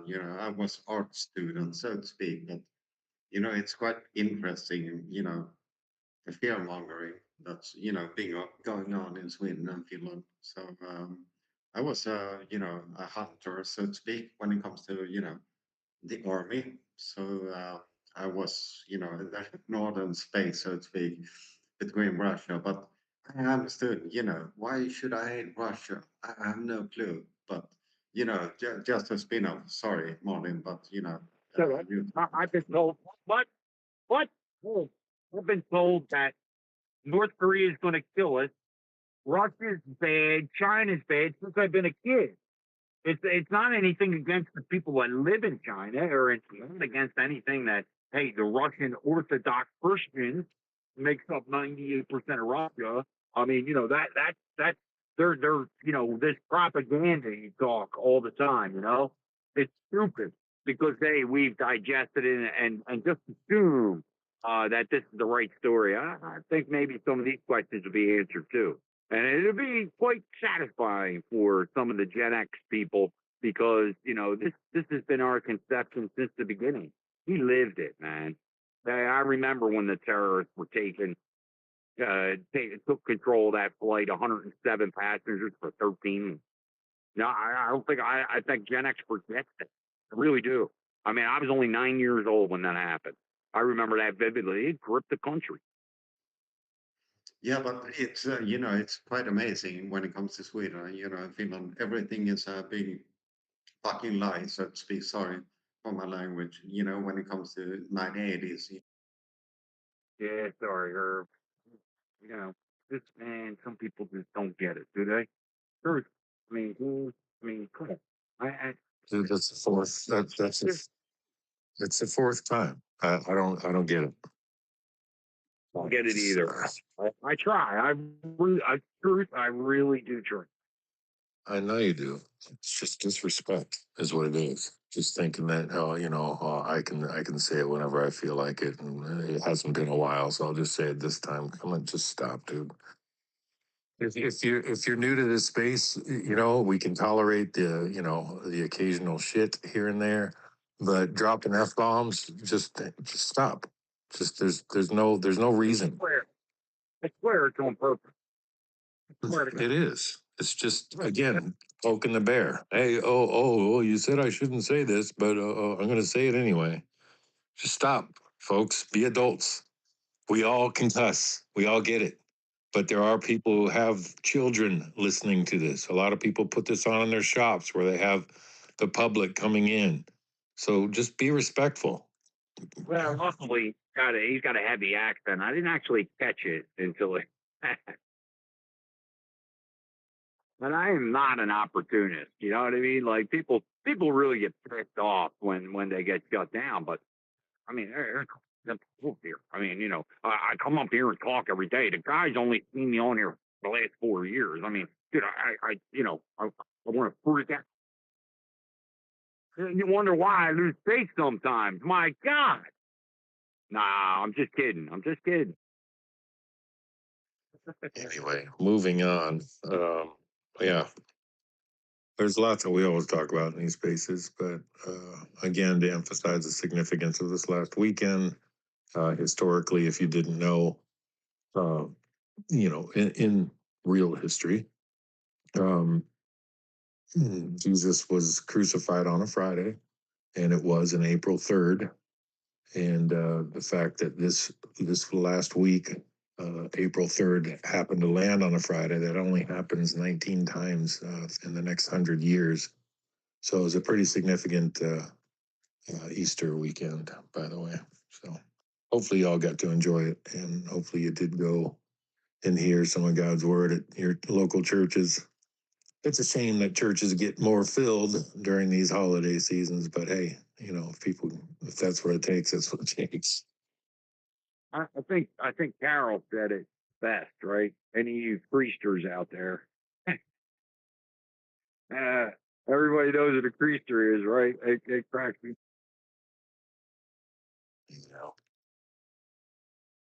Well, it is a shame, but unfortunately, it's some people inside the church, and it's the same thing. It's a political game inside the church. It's unfair. People want to have a vote for it, don't understand that we're there.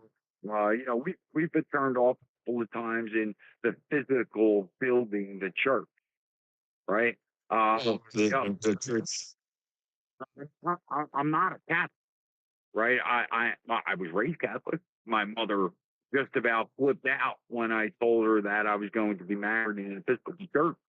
But I don't, I look at it like, now that I look back at the Catholic Church, it was very hypocritical. And the reason I say that is because somebody wanted to stop me being a godfather to one of my brother's sons. And I was never so humiliated in all my life, and the Catholic Church did that to me. I was so mad. yeah, but biblically speaking, the church is never meant to be any building ever. The church is us, the people, the body of Christ, where Christ is the head and we make up the rest of the body. That's what the church is. And in fact, Christianity was a label put upon us. It was called the way. If you read through the book of Acts, you'll start to get it, But yeah, churches were never meant to be buildings, never meant to be religious. I cannot stand the term religion, quite frankly, because that's just man-made crap. We are the body. We make up the body. We, the people, are the church. And your relationship, it's a personal relationship with your creator, is the whole point. Going to a church, all the ritualistic crap, it's just crap. Now, there are some churches that really do try to stay biblically and read God's word and study it. And that's awesome. Unfortunately, they're far and few between. A lot of them are just about getting the money, the nonprofit status, and whatever, and then influencing people incorrectly and twisting God's word. So just be wary. But remember, the church was never meant to be a building, ever. So, anyway. Uh, I looked at it. Hey, listen, and don't let me take any gratification or you and don't let me, not at all, because I have my own belief. Um, I will never stop believing in that. That that body has been there my entire life. I don't even know how I made it here. I look back at a lot of the mistakes that I made and regret, dude. Regret a key, by the way. But a lot of it, it was only sacrifice that I made my family. That's the regret in those areas. You know, um, I've done a lot of stupid stuff over the years. Everybody makes mistakes, man, right? But sometimes you pay for them more later on. Well, Maybe that's what I tried to impress to my kids. The mistakes you make now will haunt you later. well, interesting choice of words, though. You know, I mean, that's a whole thing about a personal relationship. You said you have your way. Well, that's the way, right? Is your personal relationship with your creator. And holding on to guilt, holding on to all the sins of the past, yeah, it is detrimental to your health. Biblically speaking, a cheerful heart is good medicine. Putting God first in your life really does make a difference. What does that entail? It's being selfless. There's so much about it. I don't want to turn this into a whole thing here, but I encourage people, there is only one way. Find it, pray about it, meditate on it, however you want to call it. God's word is God's There's word. something You read about it. no. Sure. I've been an adventure guy. I've lived my life on the edge. My wife would absolutely go along with that, and I pressed the envelope every time I had the chance. And yo, I made my family sacrifice at some point, um, only because of addiction, only because of I'd say not drug addiction. No. Once you live your life like that, you strive for this, right?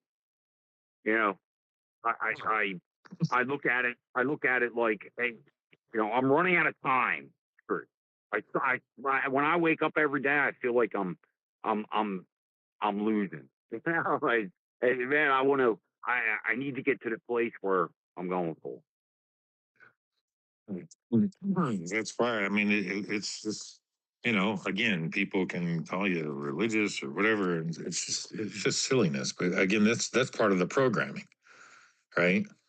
That's part of the programming of people, feeling guilty for what they believe in, or just all the TV shows and everything. What do they point out first? They always are trying to put down people who believe, and like you're saying though, that with the guilt, the whole point of it is that Jesus took and died on the cross and took all that guilt, all those sins away.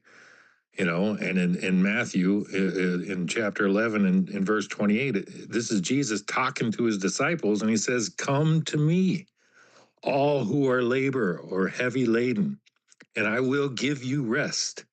Take my yoke upon you and learn from me, for I am gentle and lowly in heart, and you will find rest for your souls, because my yoke is easy and my burden is light." That is the message. That's the simplicity of it.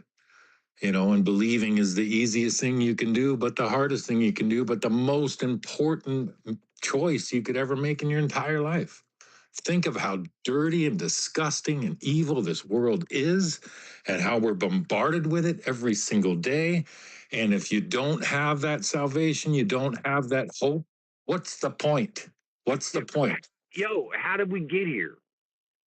I'm dead serious. If you got all this working against you, of all these different things, the poisons, the drug use, your influences, mistakes that you made, how did we get here?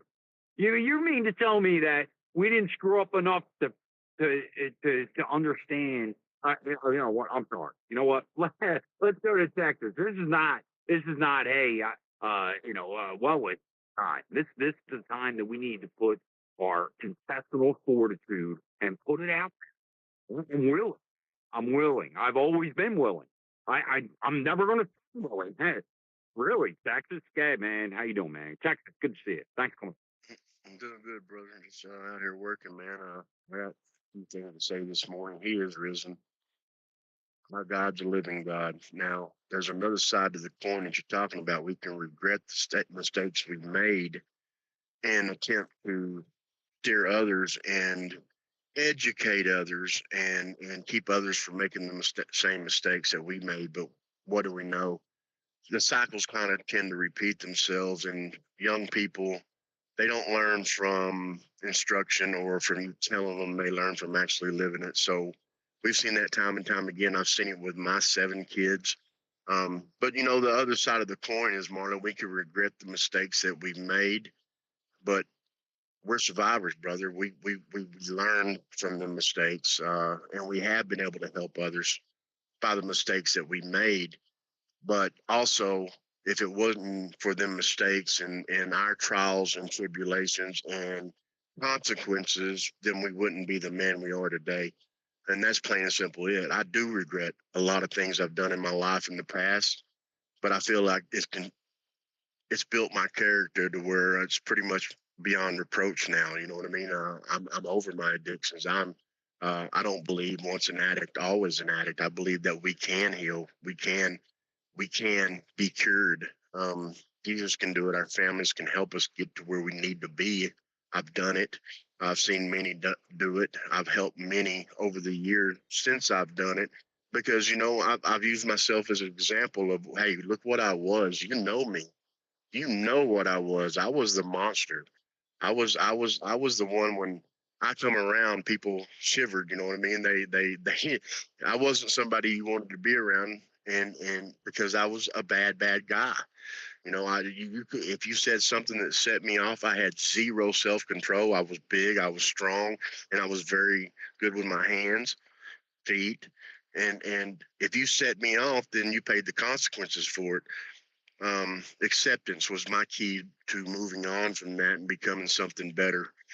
Becoming a decent human being, where I do actually have empathy for others, and my heart bleeds if somebody gets hurt. Now, don't get me wrong, I got a shirt that says "Rooted in Christ," and that's where I'm at today. But on the back of it, it says, "But don't push me." So, um, that's the gift. And somebody told me the other day that they said, we're old outlaws and look where we're at. The fact that, you know, so many of us never made it out of that.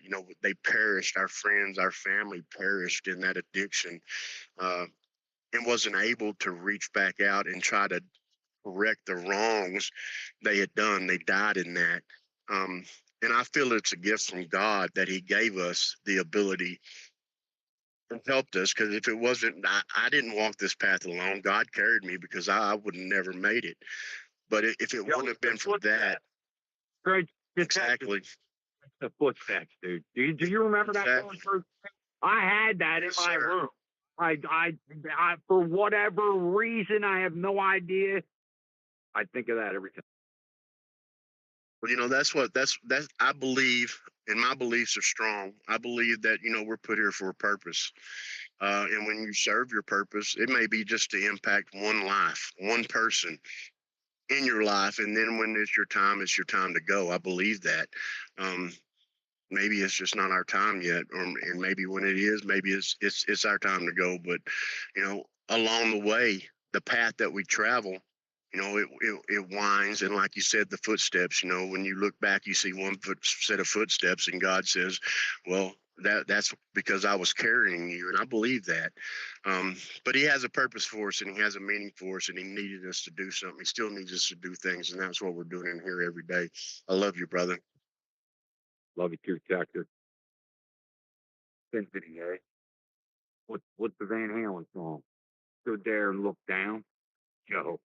A lot of my friends are gone. A lot of the friends that Well, I grew up if you long if gone. you Marlon, if you stare into the abyss long enough, the abyss also stares into you, bro.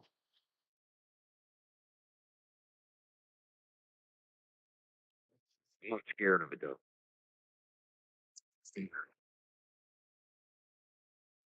I'm really not, dude. I am. Look, uh, I've had so many opportunities in this world. Probably a lot that I squandered. Stupid idiot shit. Could have bought Apple when I was a kid. you know, stupid shit. Like you never thought, like, oh my god, the internet. When that first came out, you gotta be out of your mind. No way. We should have invested in the fruit company, man. Well, you can't base it off of money. I mean, honestly, I used to think I always wanted to be rich, but the more I know, I'm like, yeah, I'm kind of glad I wasn't. You know what I mean? I mean, Absolutely. seriously. We weren't rich. We didn't know any better, Rusty. I made tons more money than my old man ever did. I spent a lot too. Well, Idiot. I can tell you the God's honest truth on that. Some Biggie said it probably the best. More money, more problems. And with my background, that most of you that have listened to us might know, I was anyway. I've been there. I've had that. I've had all the things that we think we want, all the nice cars and big house and blah blah blah, and it doesn't mean a damn thing. It's empty now. No amount of money is gonna make you anything different. You're just gonna be more of an asshole. I'm sorry. Let me clarify. Let me clarify. And you know what, Rusty? You're exactly right. If I didn't crawl and beg and chip my way to try and make it, so that my wife didn't have to work, so that, hey, I could put my kids first and the opportunities. That's what I needed the money for. And you know, I just sometimes when I look back, hey man, I could be a multi, yes, yeah, many times. It didn't feel ethically right to me. Honest to God, I swear to God, some of the people that I got mixed up with, I felt like they had motives other than mine. And you know what? Now that I think about it, I need to correct that. I'm the richest man in the world. You know what? It can all go tomorrow. Dude, it's not that important, Rusty. No. So if I can eat and drink every day, I got a roof over my house, and you know, hey, I got a pertinent woman to come home to, 2 kids that are, well, it's just, can't believe it. How did I get here? I think that's more of the question. You know, is like, holy shit, all this stuff working against me. Somebody had to be there. And that's why, like, you know, I hear like, and forgive me, like, please forgive me. I hear this notion of born again. No idea what that means.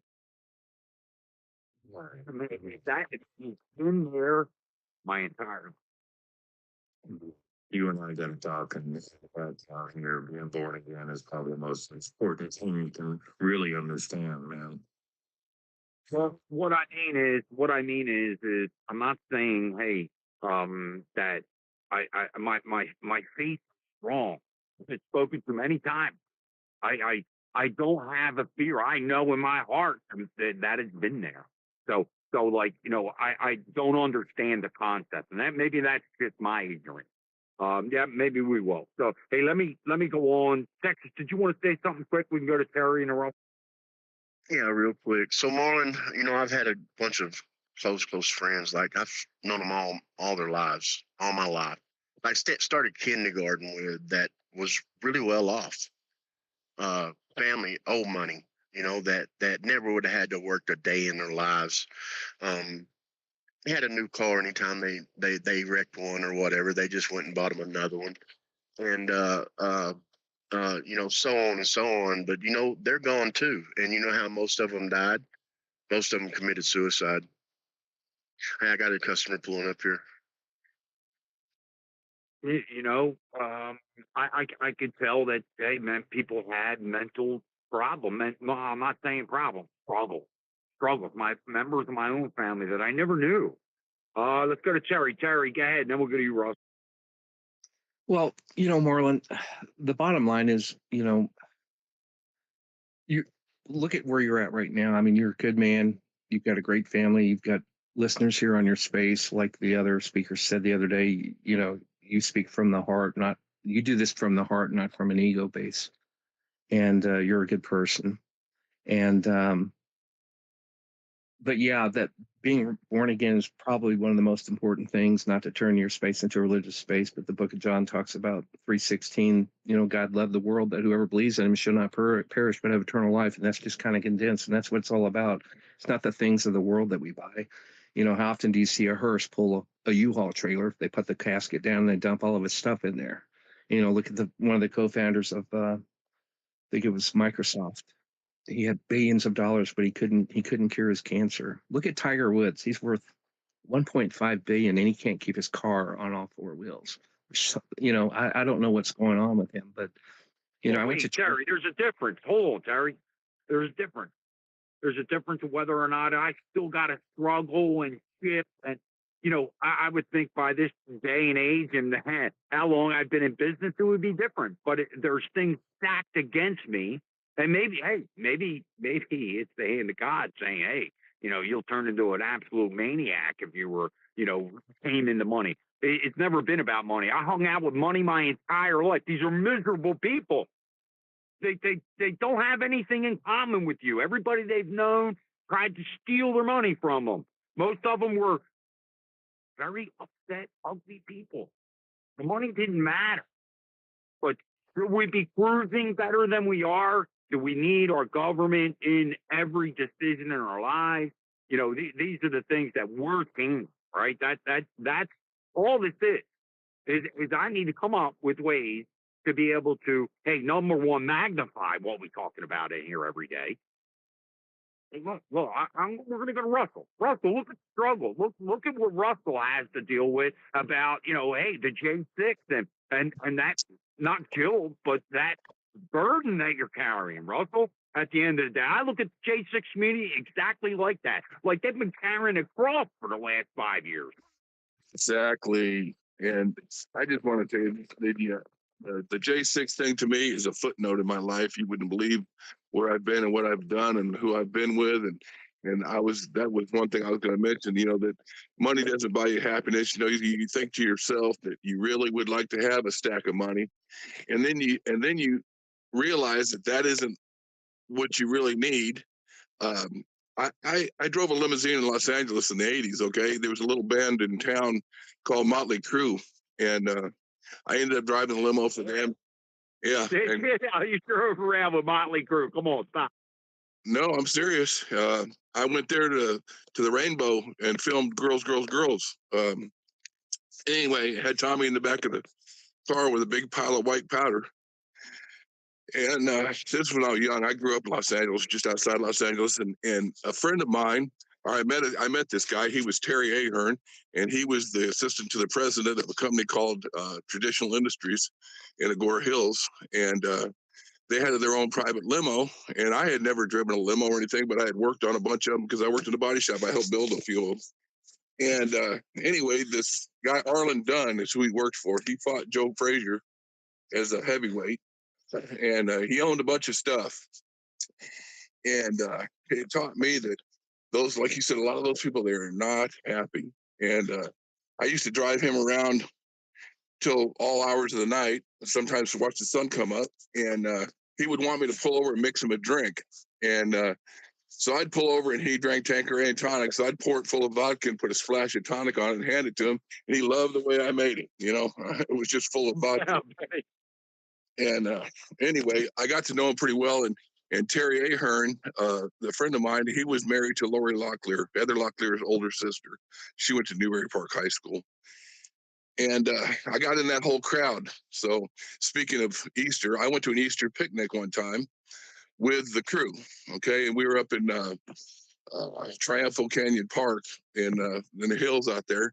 And this is back before cameras or anything, and the Motley Crue was trying to get sober. They were all drinking near beer and stuff and trying to get right. You know what I'm saying? Because they were so screwed up. They were almost going to lose their deal if they didn't watch it.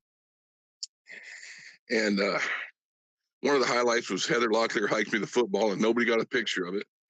But anyway,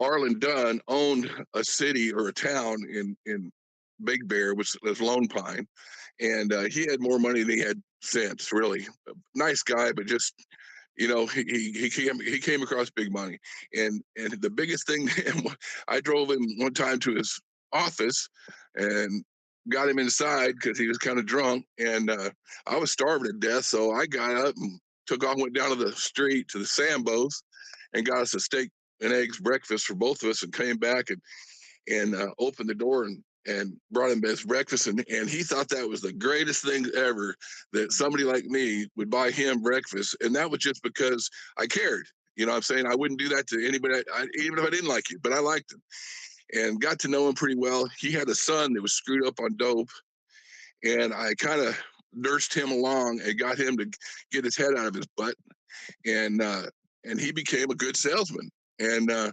that was, and he thanked me and thanked me and thanked me. And it's just funny how, like I said, I rich to me is not having to wait on 30 days to buy an airplane ticket to get a deal. So that's what I feel. And then, like I said, this J6 thing, people say, well, would you do it again? I said, hell yeah, I'd do it again. If we didn't do it, if we wouldn't have done it, we wouldn't be where we're at now, even though it's not in a good spot. But hopefully, the Lord will take care of it. You know what I mean? And like I said, I don't care about a bunch of money. I'm 300 pounds. If I had a bunch of money, I'd weigh 400, So anyway. Right on. Listen, Russell, I use that. And I think, I believe that there's a reckoning coming for the J6 community. There's no way these people should have sacrificed been swindled out of their own evidence, because that's really what happened. And that's the true crime there. Well, they weren't allowed to present any evidence. You know, that was the thing. These people were evil. They're still evil.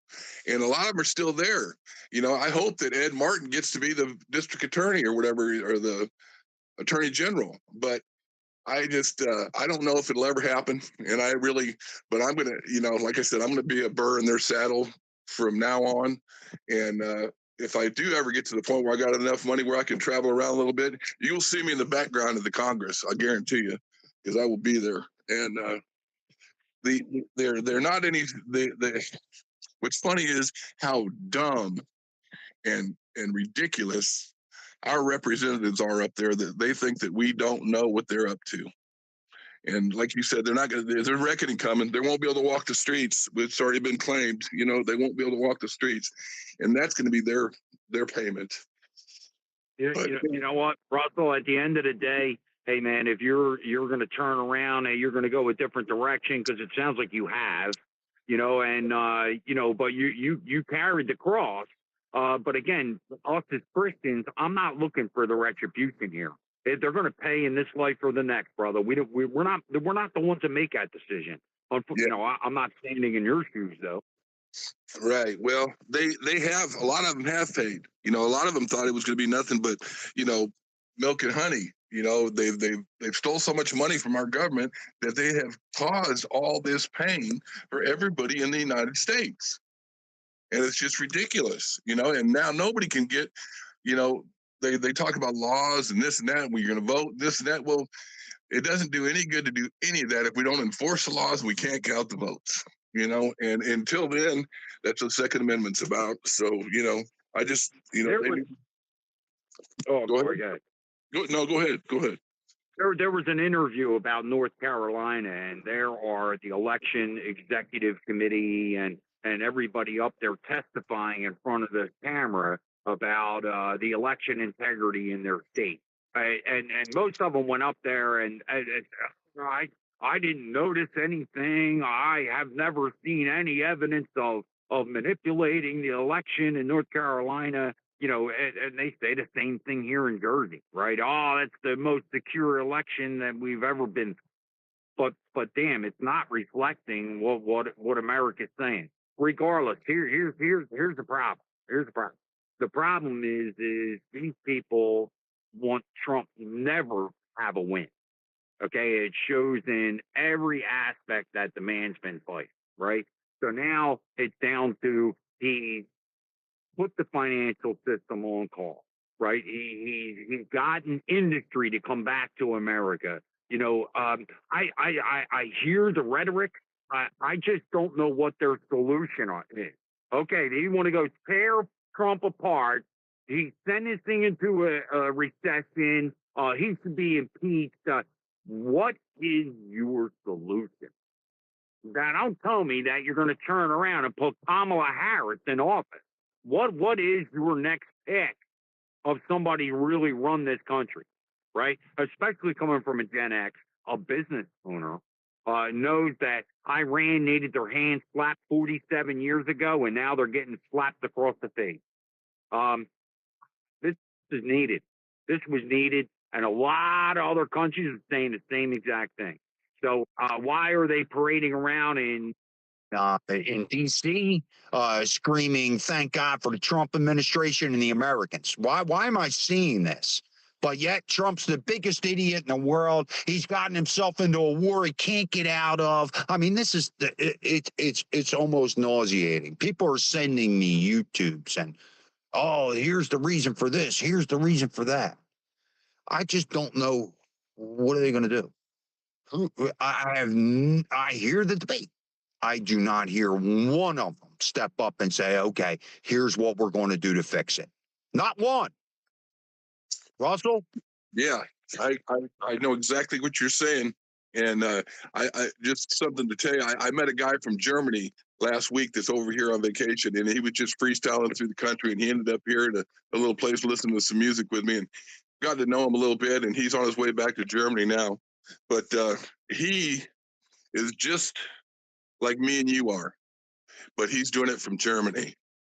You know, we had a good long talk about all the stuff that's going on over there, and he was in Atlanta last night before last, and there was a shooting in a park that he was in, and I said, well, you know, he was wondering about the Second Amendment. I offered to take him to the range and let him fire my AR, you know, and he's seen it, didn't know what to think.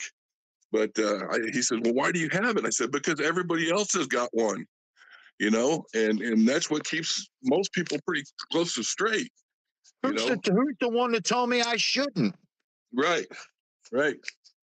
So anyway, he was kind of, and he, like I told him last night, I says, you know, the world's full of evil, and there's nothing we can do about it, but try to stop it if you witness it, and avoid it if you can. You know, that's all you can do.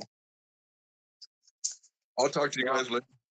Thanks, Russell. Thanks for coming up, dude. And Marlon, you brought up Kamala Ding Dong as an option. I just don't know what their option would be. No, well, mind you, they're talking about their front runner would be AOC. Okay, this is like serious talk, and you're telling me some idiot bartender who can't stay off of social media, sitting there confessing all of her idiot ideas and Green New Deals and all that crap that never came from home, by the way. That's your pick. That's what you want versus a successful businessman who's been loyal and saying the same thing for the past 40 years in his entire famous, career, so to speak, saying the same thing. Trump is saying what he's said 30, 40 years ago, right? But some idiot bartender, that's your choice? That's what you want running the country? Come on now. Here's what CNN did, right? Before he got elected, he went through his election. Hey, I would never have any other war going on. I would never. I want to get out of the Middle East, and then they're automatically going back to any recording that he said. Now look, here's what the man said. That's it. Yeah, I understand, but conditions change, right? Well, but he did say back in the day when Iran first started this crap, right?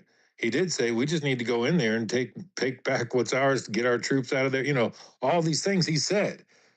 So he did it. He's like, dude, I don't want to go to war. I'm not going to war. This is just I'm doing what needs to be done that should have been done 47 years ago. Every single presidency has just let it go. Have you guys seen the traffic? You know, there's plenty of area where these ships can run, right? But if you look at when the shipping lanes, you know, you can see the boats go up and down the Straits of Hormuz. You know, they have to go through like a gate in Iran first. They have to pay their homage. You know, they're talking about raising that to $2 million a ship, and this is, you know, in this deal or whatever they've been talking about. I don't see it. Why that's like the gatekeeper. Man, I listen, I'm not a Trump ass kisser. I'm really not. I think a lot of his administration needs to be questioned, especially when it comes to logistics and putting real people in there, right? So, Your car talking to you. Your Trump. well, yeah, it's so pain in the ass. So anyway. All right, Tim. Thanks for your patience, buddy. It's all good. I just hearing the people talk about that rhetoric you're talking about, Marlon. I only got one thing to respond to them about. Are they really that stupid? And the reason I'm saying that is we know the media's lied to us. All media. It doesn't matter who it's from. And on top of that, and honestly, as for CNN or any other talking point person, I honestly cannot give two nipples of a rat's behind of what they have to say. Well, who are they going to play? Yo, who are they going to pick, Tin? Eric Swallowell? Well, Maxine Waters? I mean, who do they think's actually going to take control? Who's the dude from Connecticut? I forget that. Well, honestly, I just want to respond to them. I don't care. I don't care who they think is the right one. For one thing, they need to stop listening to everything around them and actually go read our laws and orders, executive orders, and military laws and regulations.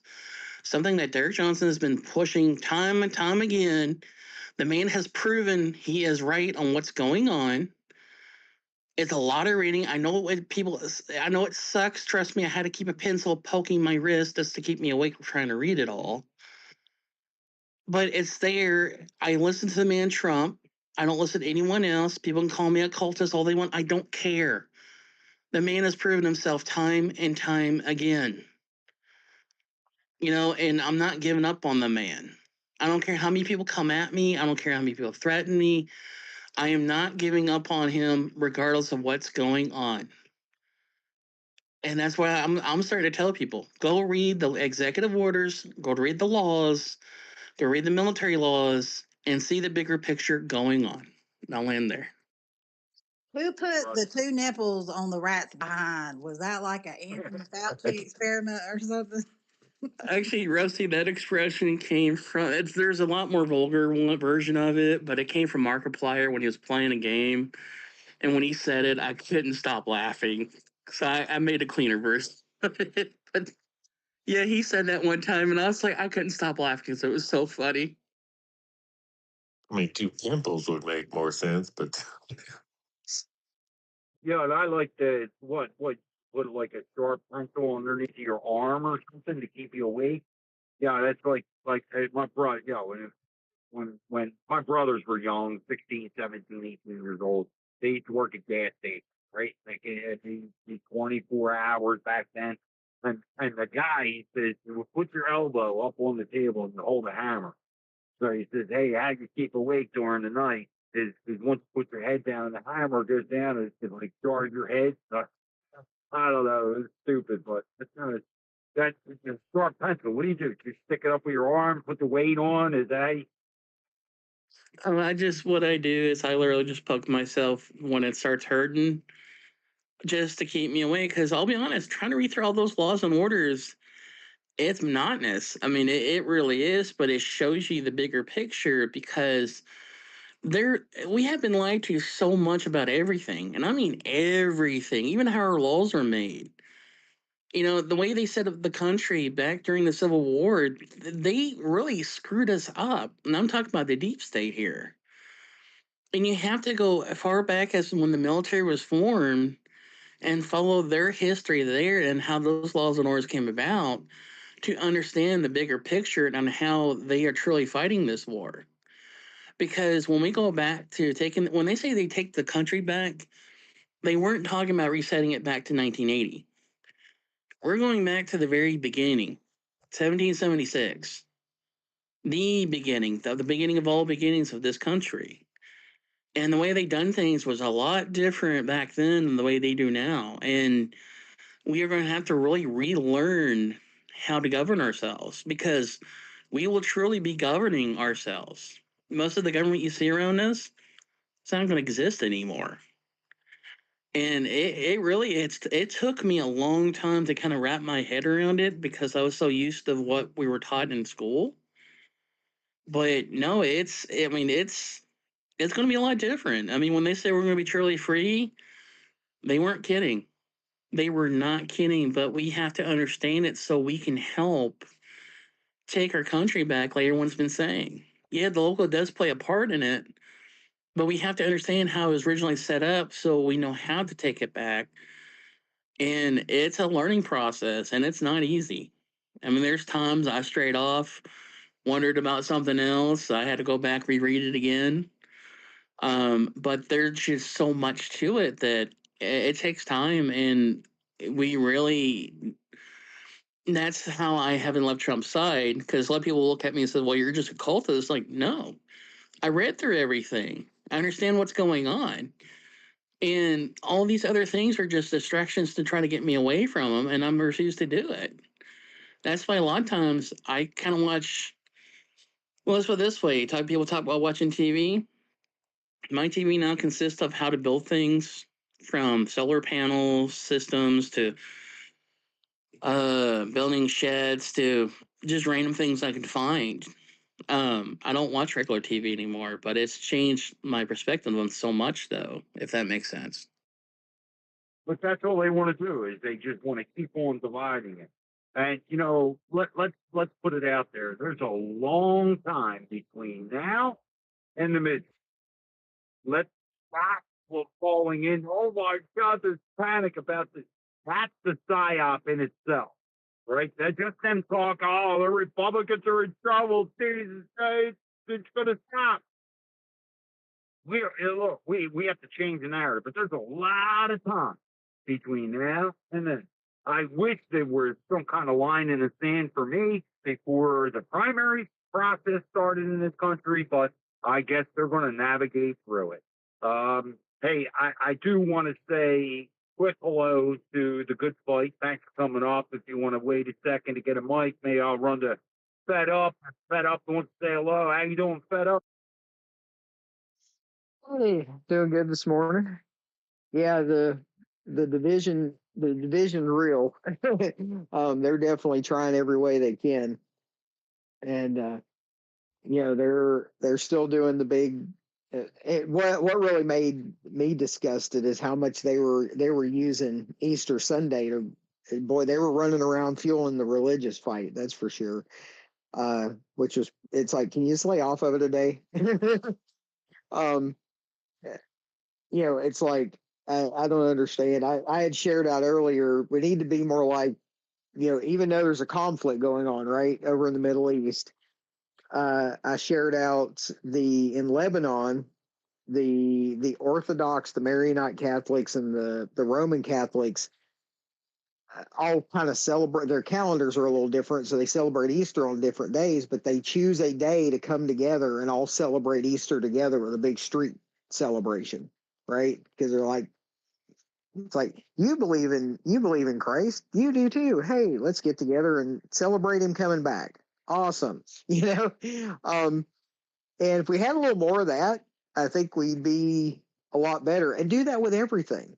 It's kind of like, we want to divide over these different things when we've got big issues that in a lot of cases we agree about, like protecting kids is a big one for a lot of us, right? And I'll see people talking about the protecting kids, but then they'll want to divide each other across different lines, or whatever it Oh, happens. wait a minute. No, they're the first ones to step up here, Fed Up, and say, "Oh, nothing's happening."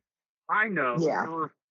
I know for a fact from Relentless Mikey that that Holman administration, the Trump administration, helped that organization save 53 kids. That's what I know. Right? Yep. So what other administration, what is their argument? That we're seeing it, maybe it's not happening and slapping them in the face, but we know that Trump administration is directly working with child trafficking here and organizations to come into this community. Yep. Well, and the thing they won't recognize is just simply, let's say they had not made, which we know is BS, but let's say they had not made any arrest of of sex traffickers. Let's say they had not technically saved a single kid, right? Shutting down the border did all of that. Because we know our border was one of the biggest areas of human trafficking, including sex trafficking of children. So just shutting down the border by itself, all things being equal, stopped a lot of sex trafficking and all that. They're saying nothing's happening. Tax Patel puts out a report on how many organizations, how many arrests. There's been enough information out there that no, you're spreading false information because it's just happening. Yep. We know it from contact from us. So the argument's over. What's the divide point now? Who are they going to put up there, Fed Up? They come up with one competent person that could be able to run this country other than President Trump right now. Please send me the person, please. I honestly don't think there is. Because is there? Well, and the thing is too, they want to, we were talking about this in one of the spaces about Bondi, right? And and they showed her when she was leaving, they put out her record, and they were talking about the sex trafficking arrest, and our people already forget because we've got the 2-minute news cycle mindset. They forget one of the first things that happened when she came in is they busted up a Medicaid fraud ring with arrest. They busted up a food stamp fraud ring with arrest. This thing of there's no arrest happening. No, it's the big high profile arrest that everybody wants. They want that pound of flesh on certain people here and there. Would I love to see them get arrested? But what they don't understand, and I'll end here, is the bar, and we've already seen it. That's the other thing.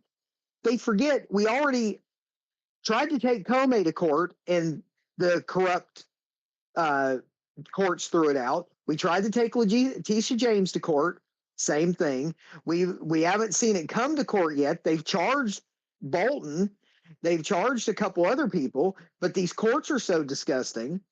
And he's not getting any help with the courts because the court thing could be fixed by our Congress defunding these stupid judges, which they have chosen not to do multiple times, if people remember. So it's like they're fighting an uphill battle, and the bar to get these big names is so much higher. The amount of evidence, how the courts are going to defend, and we're getting after these little ones, which still is solving the problem. They can be much more effective with that. Trying to get everybody, we'll just use Fauci as an example. Everybody wants Fauci prosecuted. I do too. But I also understand the bar to prosecute Fauci is so high, we're probably not going to see that. It's just fact. So spend their time going after the people and go be effective. Hey, I think Russell got his hand up. I don't see any other ones there, Marlon. Go ahead, Russell. Hey, I just, I went on the stand at the pretty big courthouse in DC, and if anybody, there's the transcripts and everything has it right in there, but they constantly, misinformation was the thing. They said I was spreading misinformation. And that was 5 years ago. And now it's all true. And they're still trying to ride that wagon. But there's a lot of stuff going on. And like you said, the thing is, we can take the head off the snake up there, but with all those tentacles that are still operating that didn't get in trouble, that's the problem, man. You've got to get all the people, because there's so many complicit people in this country, in our government, and just outside of our government. And they've all got to be brought to the front. I mean, we are not the ones with the misinformation. They are creating the misinformation. She basically called me a liar on the stand. I'm the only one that knows the truth. I was there, the only one. And anyway, I just, like I said, this misinformation it's just hogwash. This whole thing is getting to be like what was that? I forget that comedy show on Friday nights. Anyway, it's just a joke anymore. It's just comedy almost, just the stuff that's going on. Anyway, I'll let it go. Hey, I'm sorry about that. I had to reset the space in the background. I listen to, a lot of people come up talk. I know it's a heavy conservative space. I get it. But even on the Republican side, who would be maybe the only a couple of people that would be able to step into half of the shoes here? Well, on the Democratic side, if they want to remove Trump, what is their choice? I hear gruesome. Do you think he ran governor in California very well as governor? I mean, yeah, man. I heard AOC. You think AOC in the driver's seat is going to be the cure here? I don't understand who they want to, what they even want to do. It's not, hey, I know President Trump's doing this, and this. Hey, we're going to combat it. We're going to go to Washington. We're going to lobby to Congress, and we're going to pass policy to make sure that President Trump doesn't do this. I mean, in my mind, maybe I would support that if I didn't totally agree with President Trump and his administration right now. I think there's a lot of things to question, but good. They're going to bring another Manchurian candidate, just like Obama was. Out of nowhere, nobody knew who that dude was. Nobody had heard of him, except for the people that knew he was a freaking imported student from Kenya. Those are the people that knew him that were shut up real quick when all of a sudden he's running for the presidency. He's just a Manchurian candidate. That's it. Just somebody in place. I worry about that evil looking, devil worshiping piece of crap that's the head of the minority in Congress. What's that idiot's name? Just looks like Satan himself. Hakeem. Yes, there you go. That's somebody y'all got to. Yeah. Yeah. Drugstore, dime store, whatever the heck you want to call that idiot. That dude is pure evil. Y'all got to watch out for him because, again, it's going to come out of nowhere. Now, they put him in that position to test to see. He's failing. He's an idiot. He can't speak to save his life whenever he's up there in public. And when he gets fumbled with something, he's just like, I don't know. Oh, it's Trump's fault. That's their go-to thing. It's all Trump's fault. But finding I'm telling you, it's going to come out of nowhere, just like Obama came out of nowhere, that Manchurian candidate. It's going to happen. Bill Maher. I mean, wait, Josh Shapiro. Josh Shapiro can't get it right here in Pennsylvania, but yet they want to vote for Josh. Maybe he would have definitely been a better pick than Waltz. Maybe she would be had a better turnout with Josh Shapiro. I think he's a smart guy. Don't get me wrong. Oh, he's not dumb by a long stretch. Dude, but the turnout, Marlon, the votes that they said came for Kamalama Ding Dong, I'm sorry, no, I ain't buying it. There's there is no way in hell. If anything, maybe 20, 30 million people across this country, maybe 10% are that stupid to have voted for Kamalama Ding Dong. But there's no way in hell that she got more than that. There's no way in hell. Just like there was no way that 81 million people voted for that dead man that was in office. No. I went to prison. I went to prison for that one. You're exactly right. They did not. The whole thing. These people are all complicit from county to DC. Wait, you want to tell me that only President Trump won this past presidency in 2024? You're telling me there was less people who voted in 2024 than in 2020? Is that what you just said to me? Right? Think about it. We 77 million was the number, and they wondered how they climbed it to that 81 million. There's a discrepancy here of voter rolls, overvoting, and in 22 this same thing came up, and it was 6,300 votes difference, right? Over the registered Democrats. And I just did a quick math. If you did that across 21 counties in New Jersey, it would be 126,000 votes. If you took that same average, because a lot of these states have a lot more than 21 counties, if you take that same across the board, that number more looks like 7.7 million. And you wonder how in 2024, even Trump only got 77 million votes. Right. But 81 million turned out for the other side. That just shows you on how they did it with mail-in ballots and overvoting and really collecting mail-in ballots out of the towns the Republicans didn't win. How can you win the two biggest towns in the county and not gain a county or state seat? Win some of the smaller Republican races inside the small towns, win some of them, but they didn't win a seat in our commissioner board, our state assembly. So you think about that math. I'm sorry, go ahead, Rob.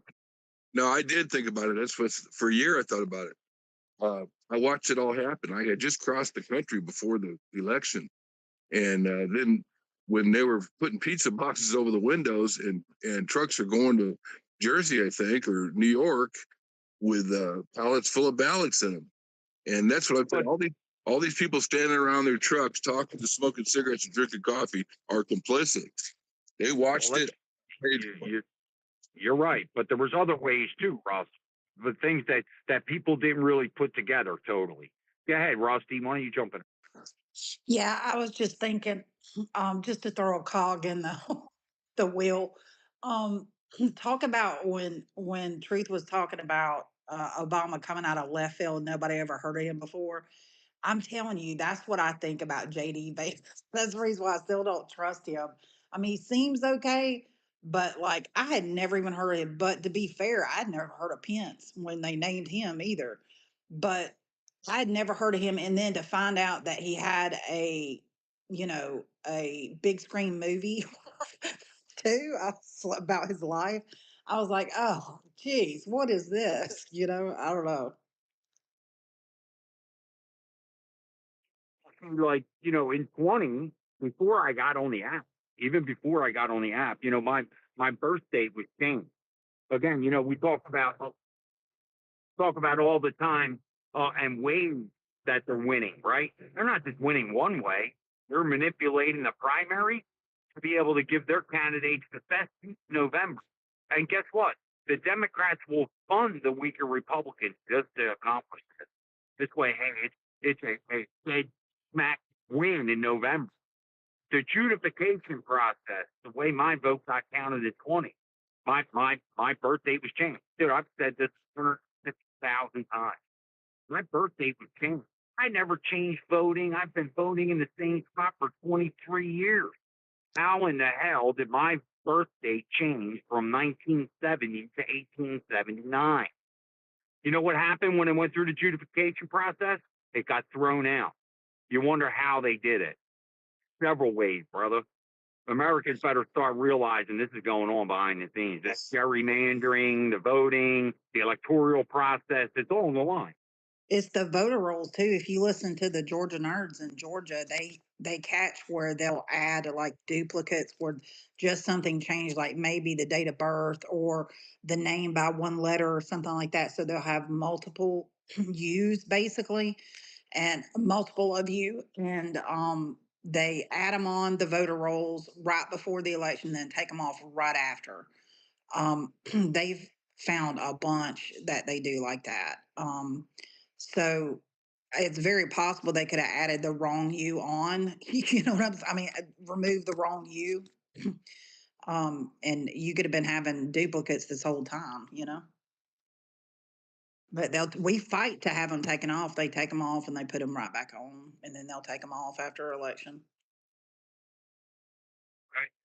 I think people are naive. Voter rolls, overvoting. Pennsylvania County in 24 overvoted by like 112%. And this is absurd. Why do we accept it? That's because we're too scared of the system. We're scared to go in there and open our mouths up and to be able to step up and have a competent argument. They have this imaginary wall that's built there that we're scared to death of. When you go into court, and anytime I stood up there against any kind of ticket that I got, I was shaking like a leaf. I should have never been shaking like a leaf. But Marlon, we tried that. So we tried it. Lori helped me do it in my county, right? Had this petition. I kind of followed a petition that they had done in multiple other counties. And our county had actually voted previously, years before, to do, paper ballots, hand counting. And then they were told by the Secretary of State, you can't do that. I've heard all the stories behind that. I went up against them, and they were like, oh, you could obviously see they knew I was right. And I was showing it in black and white how it's against the law, the way they're running the elections. And so basically what they did is they referred it to the county lawyer. The county lawyer's dumb as AF, you know what I mean? And he's getting his talking points from the Secretary of State. Everything that man, the lawyer, cited to me, I was able to make him look like a dummy. Like, you don't even know what you're talking about, from Lori's help. But when it comes right down to it, the stories that I've heard, and I totally believe it, of different counties, like, because the county commissioners, at least in Georgia anyway, they put the board members, the board supervisor there and the board members for the election board, but they'll tell the commissioners, the Secretary of State or the governor or whoever will tell the commissioner, if you want that grant for your new sewage system, you'll do. I mean, they actually, I heard that they told one of our counties that. I totally believe it. I mean, it's corrupt and they're all in on it. I mean, like they're all in on it. Even the judges, even the judges. You know what I'm saying? That's the lobbying that goes on behind the scenes. Yeah. And if they don't, you exactly said it right there. They'll probably shame it. That's what will happen. They'll position him to a point where, oh, he's not voting for the community, and they'll go smear him out polls and, talk to Politico and get a story written on him as long as he pays Politico. No, these are all pay to play, these publications. I thought it was so funny. I was able to give our election supervisor the password to get into our election systems. You told the county lawyer that. I like gave her the password. And she told the county lawyer that, and county lawyer said he was referring me to the attorney general. And I said, "Well, I'm so glad to know, that that you care about election integrity, but maybe you might want to look up the Tina Peters case was the one that, let that cat out of the bag. And yeah, you're using the same passwords that most of the other states are using. You know what I'm saying? Thanks for confirming me. I was right. So it's hilarious. It's just like a comical, I don't know. It's a joke. Our elections are a joke. They're bought. You got to understand that. Our elections are bought. Those seats are bought. They don't even understand what that means, really, Rusty. At the end of the day, you don't realize on how much fundraising going on behind the scenes. We want to put a candidate there. You want to die to use the truck. Fund them outside of that establishment. Get out of the bureaucracy. That's what we got to learn to do. I've talked like that for years. And those organizations, a lot of these, all of these NGOs, and so funding out of those things, they'd be starving for money. If we were able to actually fund these candidates from a citizenry level, then they got nobody to speak to. Well, then they can speak their mind, and they're not going to be canceled, and all their money's going to be taken out of their PAC, and they're not going to have any money or resources to go in and lobby them in your own state legislature. Dude, it's so bad. It's so bad. It's so bad. They do this funding, even to get our Republicans to abstain from votes. Don't hey, the number one funding of the green energy process, Beth Sawyer is District 1. Anybody from New Jersey knows this team. Her political PAC was paid by the 351 electrical union. Her mouth shut. Not to go there and vote on the establishment of federal assistance to come in and federally fund these Coast wins. So when she was abstaining from votes, there was only like one or two vote differences. So when they abstained, all they did was give her another vote for the other side. And they paid her through political PAC to do this. 351 wants to work. Doesn't matter whether it kills the environment or not. 351, electrical union, a conservative union, that's what they say. They're not. Anyway, the joke's on us, Rusty. That's what it is. And Yes, this it is. fire. Well, hey, let's kind of wrap it up. Got any last thoughts? I mean, I know a lot's happening that we didn't talk about. I did talk about the airman that was rescued over the weekend and how they diverted and CIA counterintelligence to really use it against the Iranians. I thought that was pretty great. And this guy to come back, he was severely wounded. Again, I don't know how far he drug himself, 3 or 4 miles to find a crevice. Our military protected the guy, did air raids on anybody that got even close to the guy. I think that's something to be applauded. I thought that was great. So anybody got any quick last thoughts there?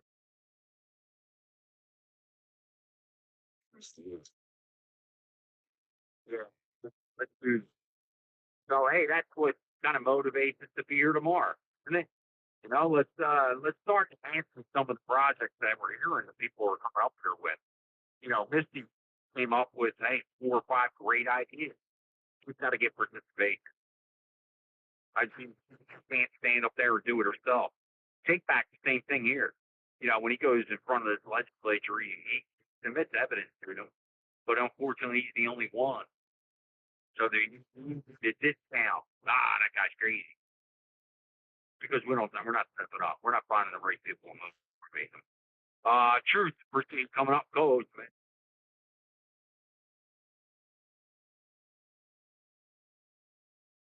What'd you say, Marlon? I said I appreciate you coming up and co-host and couldn't do it without you.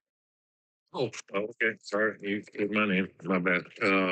Yeah, no, greatly appreciate always being here and doing what we do. But I did want to point out something, Marlon, that we kind of overlooked real quick when you did say something about baptism, just to cover it, just so I can at least point you in the right direction. I'd highly recommend, because we do our Bible study every week under that handle at Studying God. And 2 weeks ago, we actually went through Romans 6, and I'd highly recommend that you just read that entire chapter. But just to sum it up, it said, how shall we who died to sin still live in it? Or do you not know that all of us who have been baptized into Christ Jesus have been baptized into his death? Therefore, we have been buried with him through baptism into death, so that as Christ was raised from the dead through the glory of the Father, we too might walk in the newness of life. So I know we talked about it earlier. I just want to kind of end with that, man, because I highly encourage you to really get an understanding of that if you don't have it, or anybody for that matter who's listening. But I appreciate you always bringing me up to help y'all out. I hope everybody has a good rest of y'all's day, and we'll see you tomorrow. God bless. Put God first. Thanks, Drew. Listen, I appreciate it. Rusty, thanks for coming up, saving us today. No Julie Thank today. you. Thank you. Work. Happy Monday. Well, thank you, Rusty. Great to see you. And hey, please keep us on the edge of our seats with really what's going on with Georgia election board and what's going on. I know those calls that you're involved with. There's some really knowledgeable people in there. So yeah, the biggest heads up you can do is give us and let me know what they're talking about. It's tough.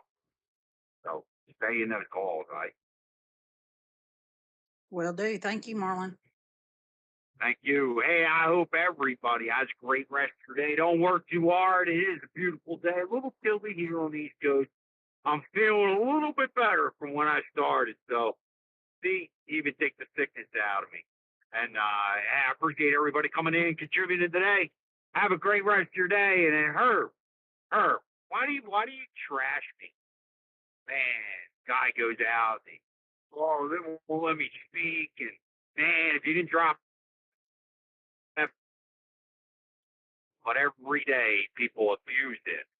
So, you know what? I'm a little intolerant of the abuse of it, especially because probably told you 4 or 5 times. Dude, you've been on here as long as I have. So, hey, you know what? Thanks. And some of the people went to my defense in the bill, and I appreciate that. So, have a great rest of your day. I'm sure it'll all be here tomorrow. God bless America.